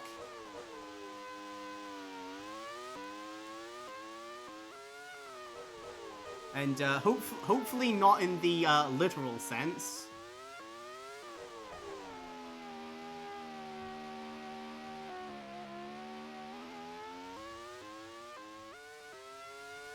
We've got Edvard Holm now coming in for his final pit stop of the race.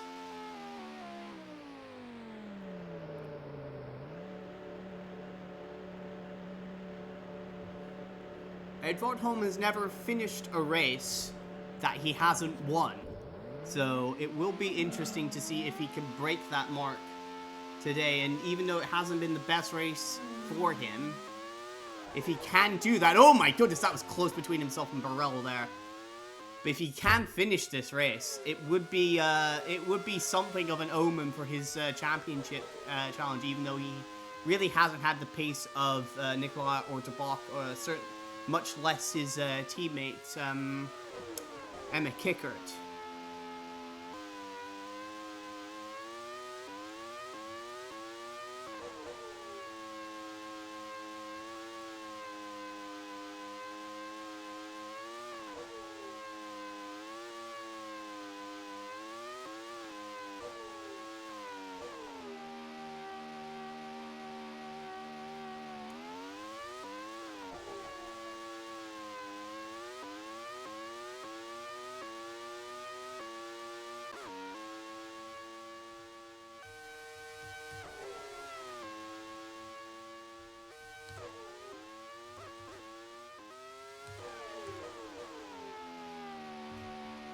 Bradley Dagnall now in for his final pit stop.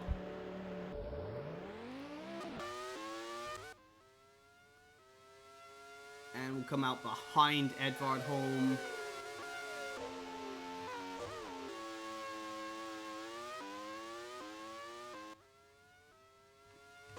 And into 6th position.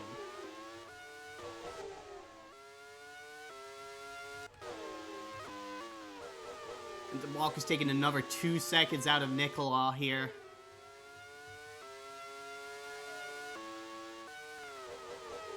Nicolas leaving it awfully late to make this final pit stop.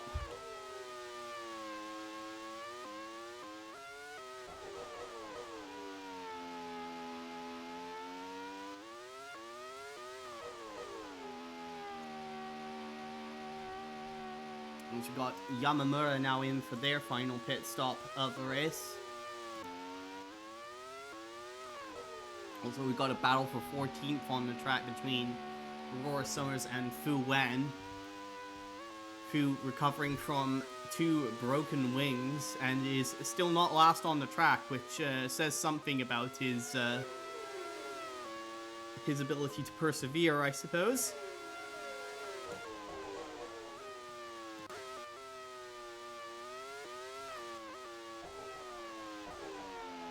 And I think at the end of this lap, De Bock is going to be right on the tail of Phillippe Nicolas, with Nathaniel Cameron ducking into the pits. The gap between them now just 0.6 of a second. De Bock will want to make this move very quickly to avoid getting stuck behind Nicolas and sort of overheating his tires and engine, and having to manage that on top of making the move. He's looking like he might be in a position to do so, but not quite close enough for him to be comfortable putting it up the inside into Mirabeau there.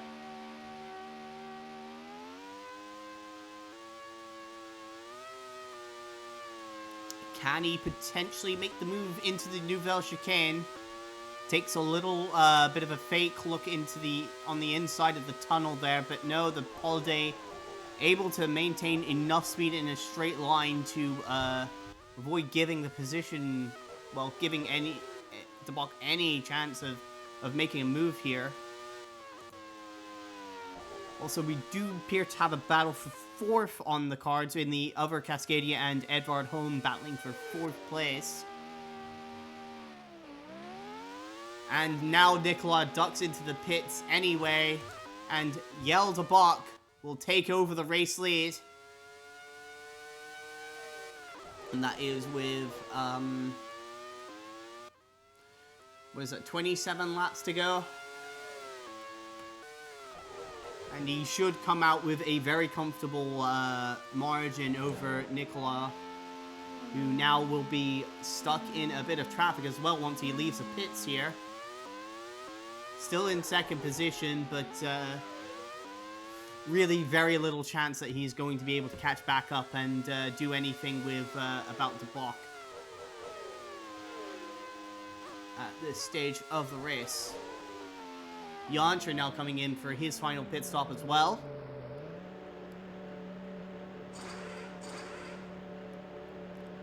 Should be able to hang on to 3rd ahead of the battle between Pacer and Holm.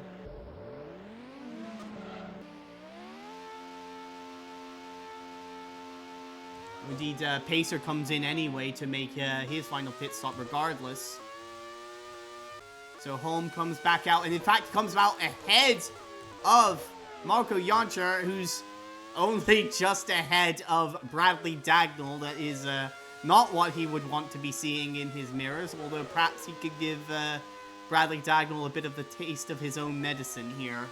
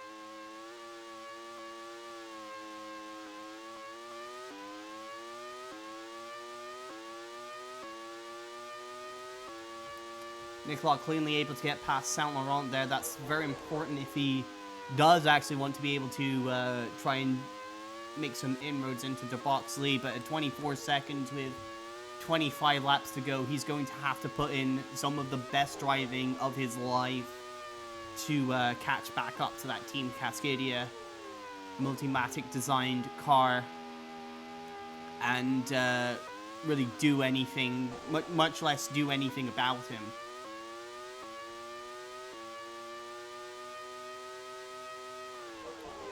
Indeed, it's 25.5 seconds at the start of lap 71 here.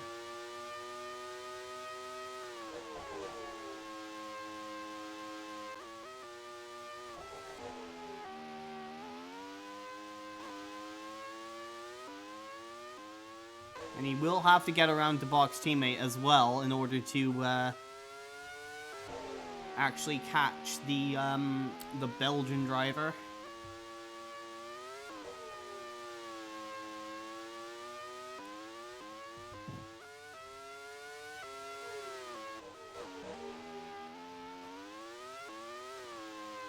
We'll see exactly what kind of lap time De Bock is doing at this stage of the race now. That was a 1:16.3, still very respectable lap time for this stage in his stint. Nicolas still on very fresh tires here, only about 3 or 4 laps old.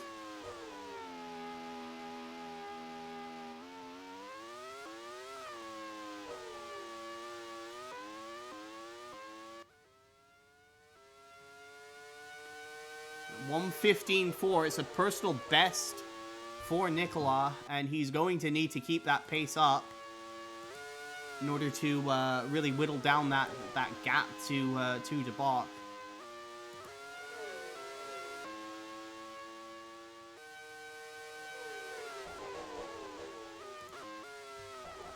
Meanwhile, we do have a battle brewing for 9th place as Saint Laurent has been caught by Cameron and Gauthier. I think these drivers have all made their final pit stops, so it should be a straight battle to the finish between them. In fact, yeah, I think the final pit window has indeed closed, so it is a straight battle between these three for the 9th position.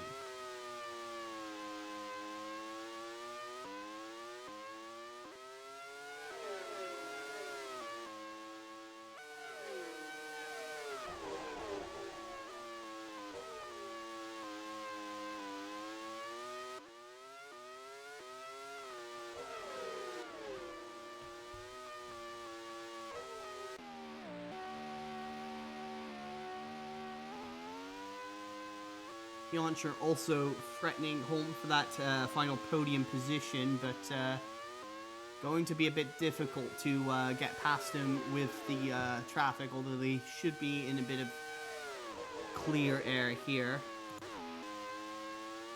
Meanwhile, Nicolas has taken another couple of seconds, about 2.5 seconds out of De Bock on that previous lap. De Bock did have to get around the Adriatica of Amani Barrel, though, so that's another car that Nicolas himself will have to deal with when the time comes.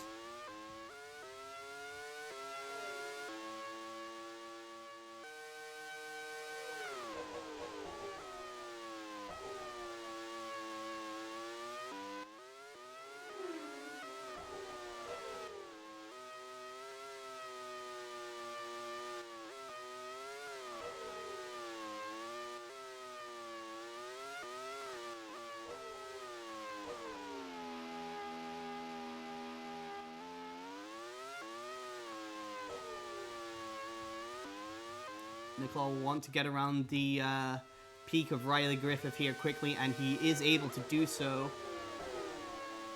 1 minute 16 flat, only 6 tenths quicker than De Bock. He'll need to be doing quicker than that to really threaten the rookie in the Team Cascadia car.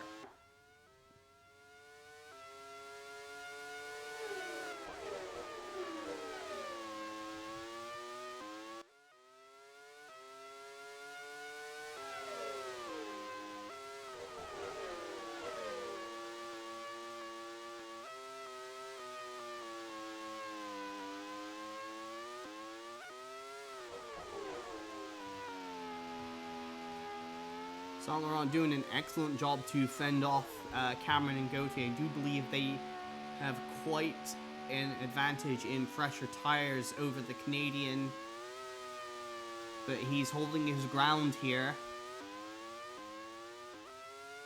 Cameron thinking about sending it out the inside there. He's very close through the tunnel. Can he make the move here into the Nouvelle Chicane?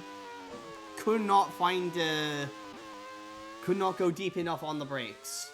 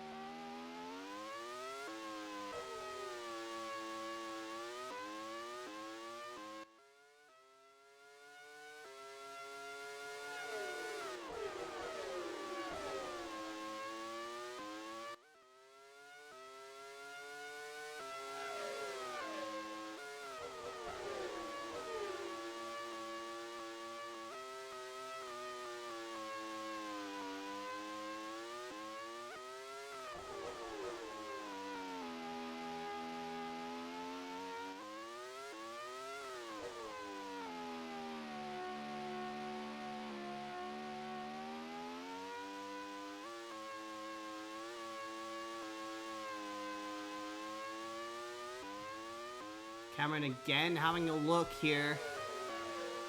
Can he get close enough? He looks a bit closer this time by. And up the inside goes Nathaniel Cameron and takes 9th place from Saint Laurent. Able to hold off Gauthier, who was looking to slip past there in all the confusion, but Saint Laurent hung on to 10th at the very least. Good move by Cameron there, and should be able to hold on to that position now. Already just flying away from the Bentley is the Jones in the hands of Cameron.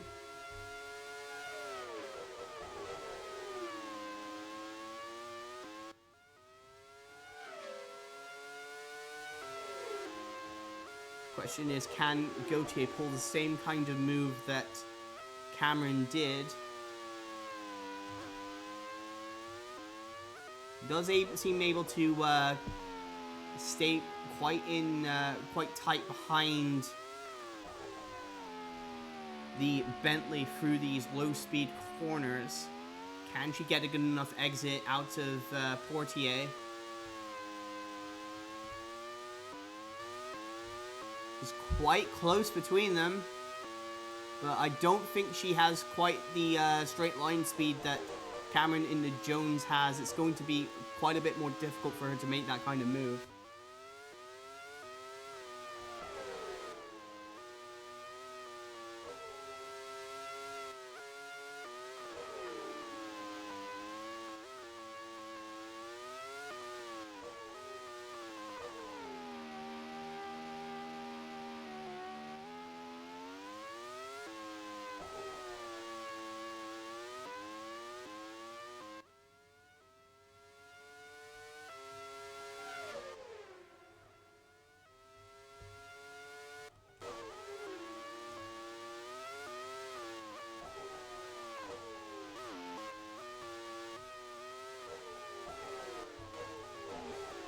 Bock has cleared this group of lap traffic, so I think Nicolas is going to have a bit of trouble making too much more ground up on the Belgian race leader currently.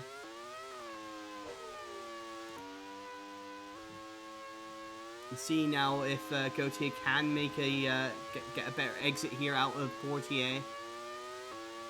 No, looks like Saint Laurent is just a bit too quick coming out of that corner. She's going to really struggle to really make a move there, it looks like. Holm, meanwhile, has pulled away a bit from Marco Jantscher in the battle for 3rd place. Well, he had, and then Aurora Summers decided not to give way at that particular corner. Although given that she's battling Fu Wen for that 14th place, you can't exactly blame her too harsh for that. especially given that Yoncher isn't terribly close.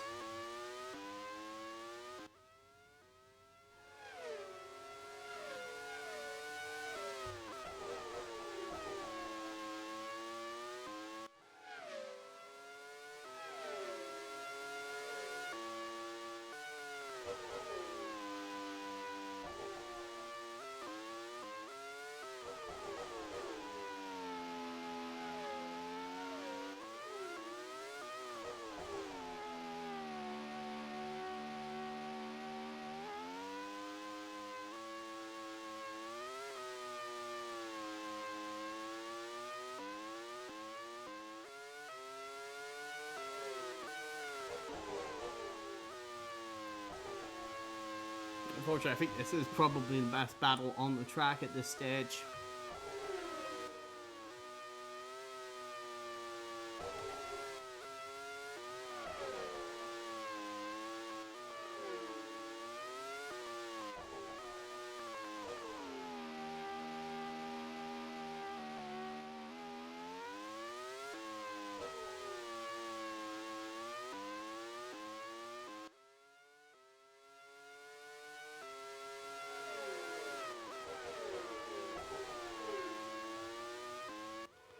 They are now being caught by Edvard Holm, so it will be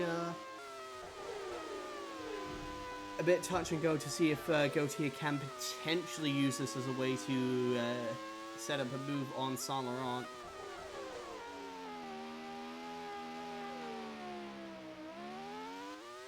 Maybe a bit too tentative there, though, through Mirabeau. Has given up a bit of ground to the Bentley. And Holm should be able to quickly make it past into the tunnel here. Indeed he does. Well, they are going to have to get out of the way of Marco Yoncher before too long.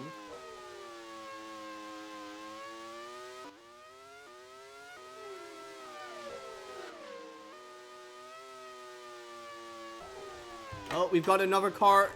It's Takuma Taki off, so it's a double DNF for Scorpio. That is a disastrous debut weekend for them. Really out of the off the pace as Riley Griffith has lost another rear wing. I suspect that's probably Taki as well.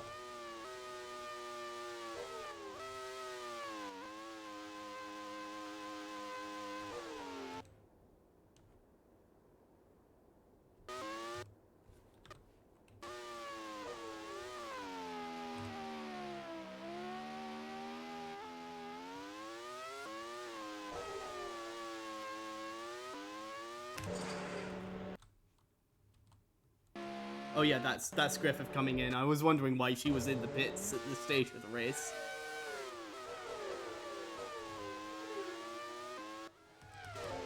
Unfortunately, because of that, she's going to come out a full lap behind her teammate.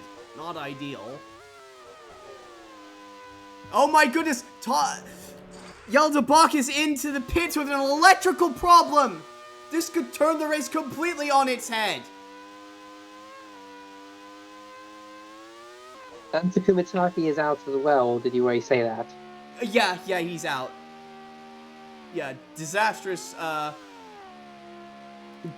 debut weekend for Scorpio, and this could be and their fellow newcomers to the grid, Team Cascadia, are going to want to get this car fixed as quickly as possible, get the absolute softest tires they can back on that car, because he's got 15 laps left now to catch back up to Phillippe Nicolas, who's inherited the lead. We've got another car stopped on the track. Who is that? I think that's that might be one of the, Oh no, it's Marco Yoncher! So Yoncher is now out as well with a transmission failure. We're like one place away from a Bradley Dagnall podium.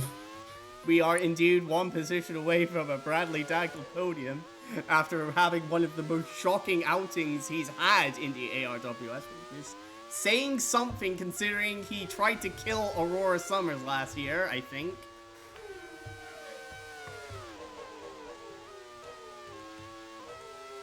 Get booed by half the grid.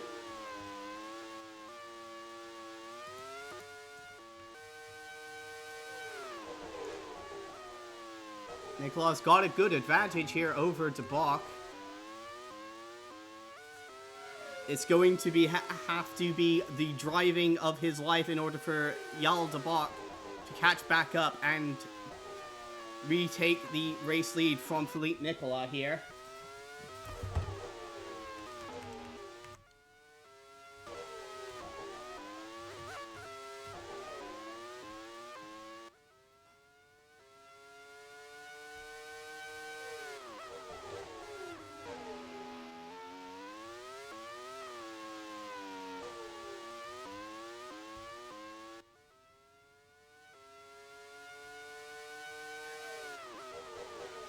Yeah, it's a 13-second difference between the two at this stage. And the two Adriaticas are both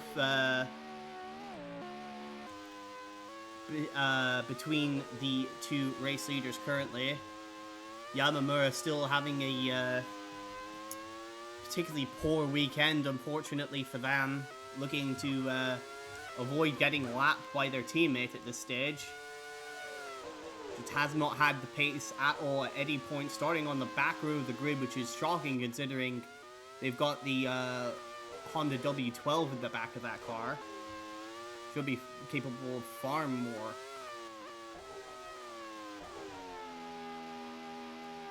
And just in general has just not had the pace at all at any point in this weekend.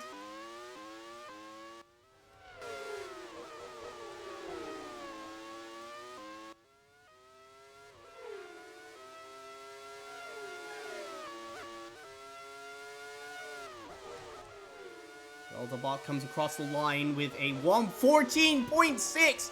It's a new fastest lap of the race. He knows he's got to get it done now to get the absolute best lap times he can. That's going to that could well do it. As Nicolas now encountering traffic, the two Peaks and Fu Wen as well in the Yangwang. If he has trouble getting past them through the tunnel here, this could be the opportunity that Yael de Bock needs. Griffith really not making it particularly easy for Nicolas. It's going to cost him a lot of time as we see Yael de Bock already getting around Akira Yamamura. This could be a real photo finish here between these two cars.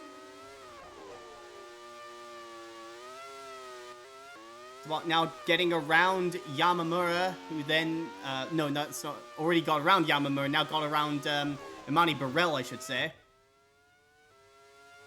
Nicolas still has to get around Fu Wen and Aurora Summers, who are battling for what is going to be 12th position. Tabak will 117.4, Nicolas 119.3, so even with all that traffic, Tabak was 2 seconds quicker on that previous lap. Going to have to wring everything he can out of that car in order to catch back up and retake this, retake the lead. Shades of what happened last year with Emma Kickert having a similar issue in the closing laps and handed the race lead to Takuma Taki, who was able to use the momentum from that to stay in the championship fight all year long and eventually win it. So Phillippe Nicolas knows exactly how important it is to be able to hold on to this race leading position he has. And De Bock will know himself how badly he wants to win this race in his debut. Another 1 minute 15 flat for Yael de Bock. That gap between them now at 6 seconds as he's caught up to Fu Wen.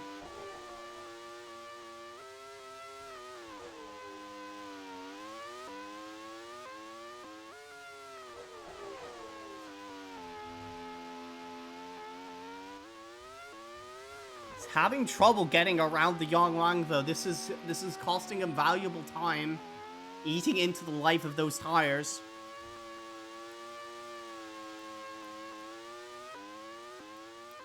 Gets the power down very well out of Portier, though. No issues. Streaking away from Fu Wen and onto the battling Peaks. I'm not entirely sure why they're battling, because Griffith is a lap down to her teammate, but that's the situation there.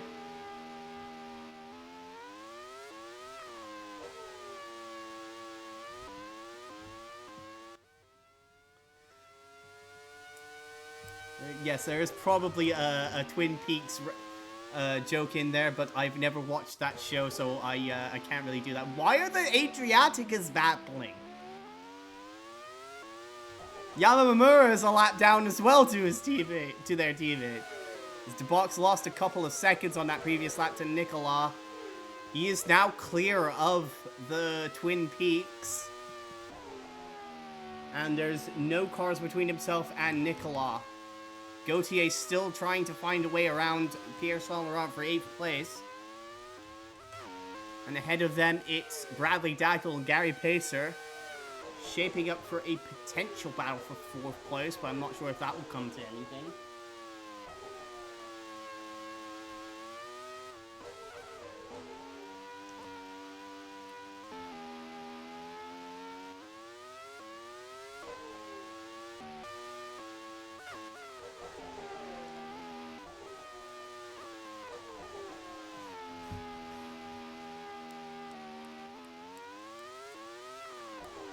Nicolas very easily gets past his countrywoman there, Amy Gauthier,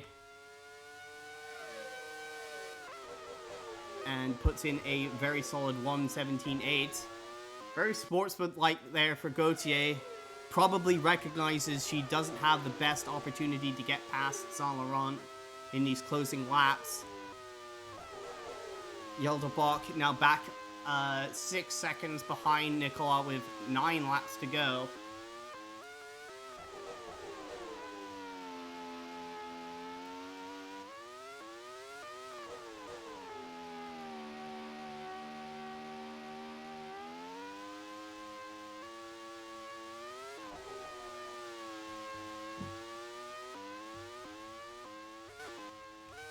Indeed, Pacer has caught up to Dagnall for 4th place here.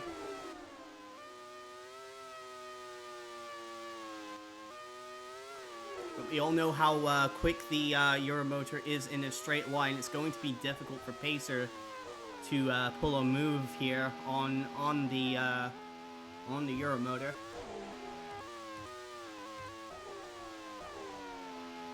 Bock now having to get past Gauthier and Saint Laurent to maintain his pursuit of Nicolas here.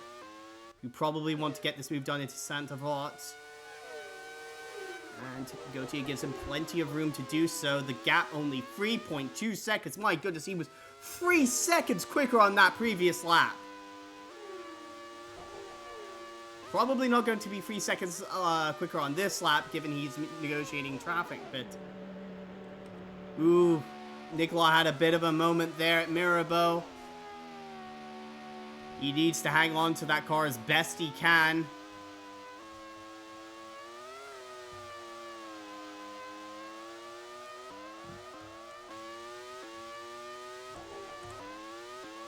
De Bock gets around Saint Laurent. Again, there's nothing but clear air between himself and Nicolas.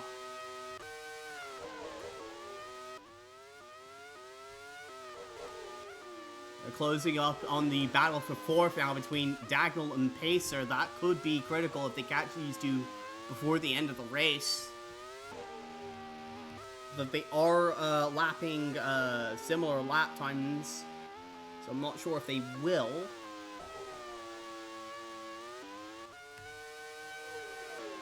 So they're lapping about 1:18, 7, and 8. Nicolas is closing in on them about a second a lap. Yael de Bock there held up a little bit by the battle between Saint Laurent and Gauthier. Maintains the gap at just a little over 3 seconds, but with clear air here, he could really start eating into that gap on this lap.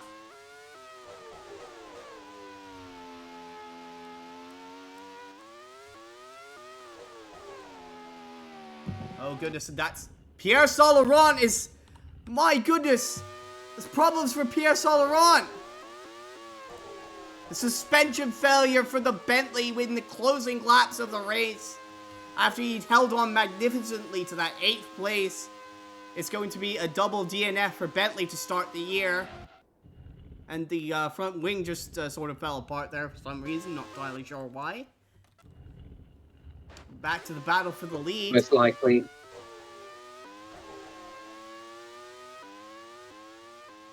We're gonna get another. Oh, we're gonna get another standoff finish, I think. It looks like it. De Bock really closing in quickly on Nicolas here.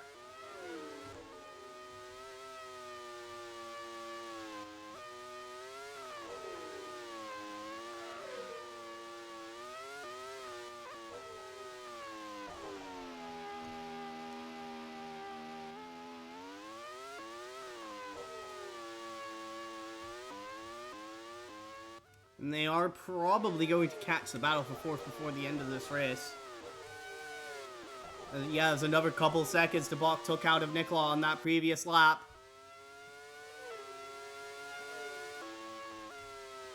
Can he make this work in the last 7 laps of the race?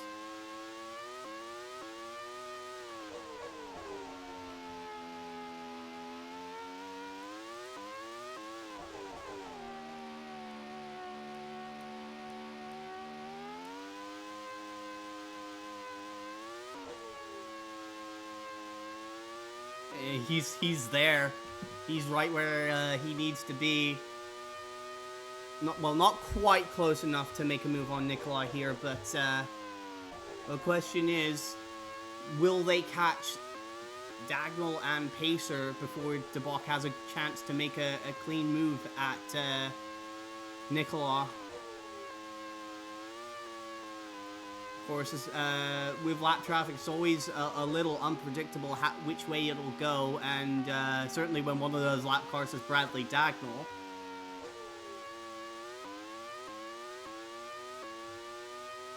But it's going to be a straight battle to the finish of these final 6 laps.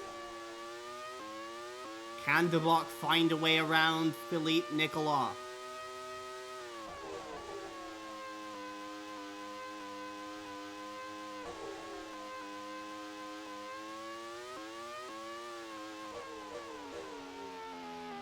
And yeah, they have indeed caught the battle for 4th here.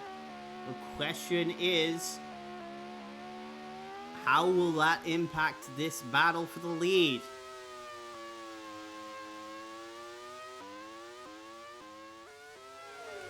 De Bock is pretty close in behind Nicolas, not quite close enough, not enough of an overspeed to make that move. I think Nicolas able to use the slipstream there off 2 cars ahead of him to maintain that position. The problem is, though, I don't think he's got enough to really make a move at Pacer, unless Pacer pulls over, and indeed does.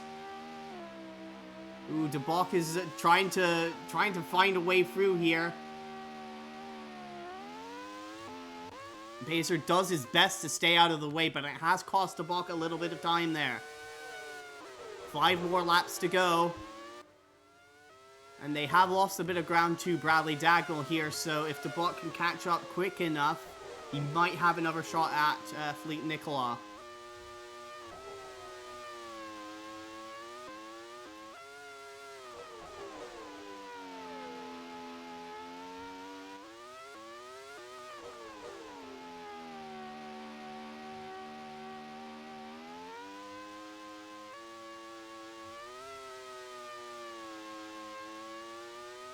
And indeed, he's right on the tail already again of Phillippe Nicolas. Looks a bit closer than he was last time around. Not quite close enough to make a move into the Nouvelle Chicane, though.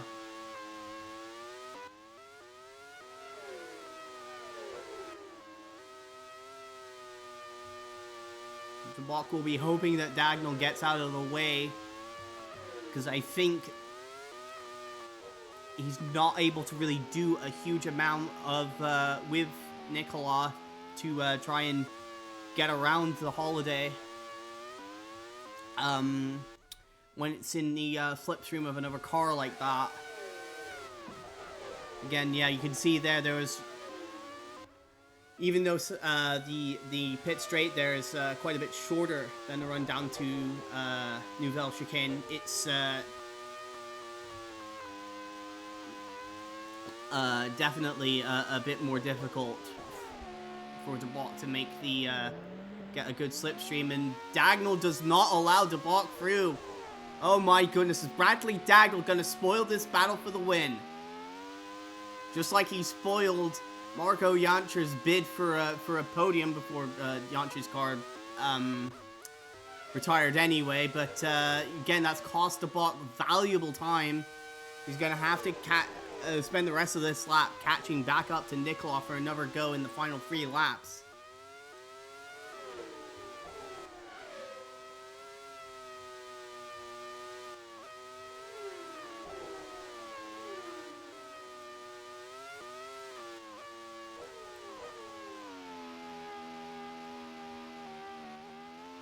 Fortunately, De Bock able to catch back up to Nicolas at the end of this lap. So he can spend the opening half of the lap setting up the move. If he can stay close enough to Nicolas through the streets up here, through all these low speed corners, and stay close enough. If he can stay close enough out of Portier, he might have a shot here. There is another lap car ahead of them. I'm not sure who that is.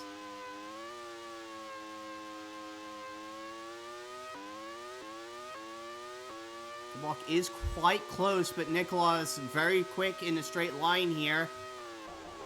Yes, and even with the fact that Nicolas did not have a toe, De Bock just not quite able to get the overspeed he needs to have a look up the inside. Oh my goodness, you can see Yael de Bock is so much quicker through this part of the track. He's got a lot more grip available to him on much fresher tires. Catching up to, I believe that is Amy Gauthier in the checkmate. Oh no, that's Nathaniel Cameron in the Jones, pardon me.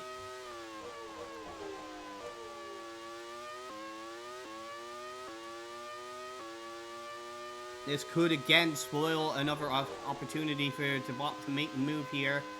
This is only the penultimate lap we're on, so if De Bock needs to make this move as quickly as he can.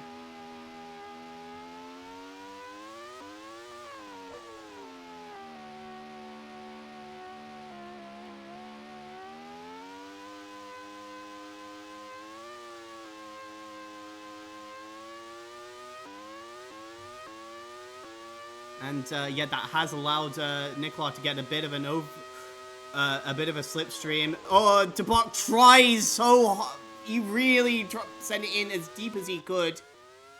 Did not want to risk his front wing though, and you can't really blame him for not wanting to throw away second place here. But he just can't seem to get quite close enough before the braking point for the Nouvelle Chicane. He's got one more opportunity on this next and final lap, and Phillippe Nicolas has a frontal issue! And that's just gonna give the lead win to Yael de Bock! Holy shit. Oh, that's a heartbreaking way for the race to end for Phillippe Nicolas, but I mean, De Bock will take it any way he can. And the racing gods taketh away. The racing gods gave and then took. Oh my god. It looked like it was all going to be Emma Kickert's race to win. She was absolutely dominating this race from the start, but the engine gave out, and that handed the race lead to Yael de Bock. And he held it very strongly against Phillippe Nicolas before electrical issues forced him to make an unscheduled pit stop. But on the penultimate lap here, Phillippe Nicolas had his own issues. And that is going to take the win right back and put it in the hands of Yael de Bock. Edvard Holm has Oh my retired God. again because he's never allowed to finish a race he doesn't win. Does Yael that de mean- Bock is going to get around Anthony Nogue, an on debut for Team Cascadia in their first race. Yael de Bock has won the Monaco Grand Prix. Nathaniel Cameron will finish 7th. Bradley Dagnall inherits a podium. Gary Pacer finishes 4th. Here comes Phillippe Nicolas to finish a bittersweet 2nd place. After he thought he had this race, he probably thought he had this race won. Amy Gauthier will finish 8th. Waiting now for the final cars to come across the line. Imani Burrell, a very solid performance by her to finish 6th place, sorry. Aurora Summers will take home 13th. Griffith a lap behind her teammate in 13th. Fuwen in 12th. Yamamura 9th. And the final finisher will be Alberto Cara in 10th. Edvard Holm will be classified 5th place with a puncture on the very last lap.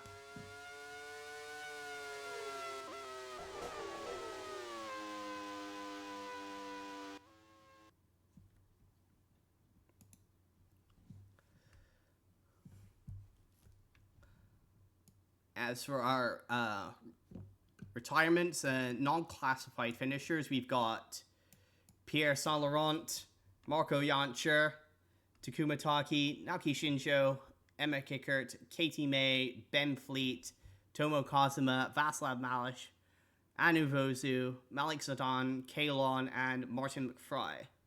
Jantscher, of course, ran in the podium positions in the in the first stint of the race, then pitted and got stuck behind his teammate, which completely ruined, would have ruined any chance he had of a podium before the late race retirements. Unfortunately, he was one of them. Takuma Taki, after winning this race last year, had a pretty dismal effort.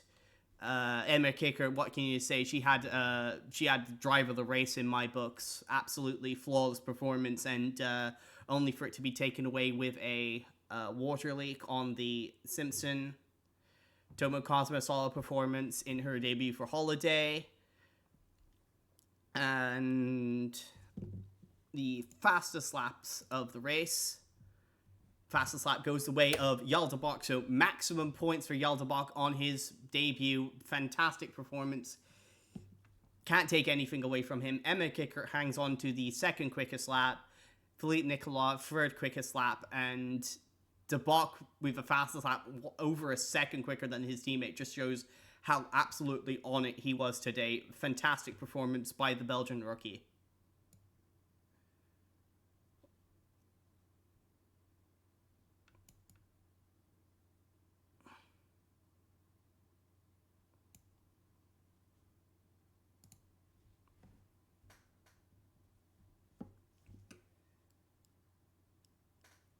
And with that, that is it for the Monaco Grand Prix. We hope you enjoyed, and we'll see you next time for the Mediterranean Grand Prix at Jarama.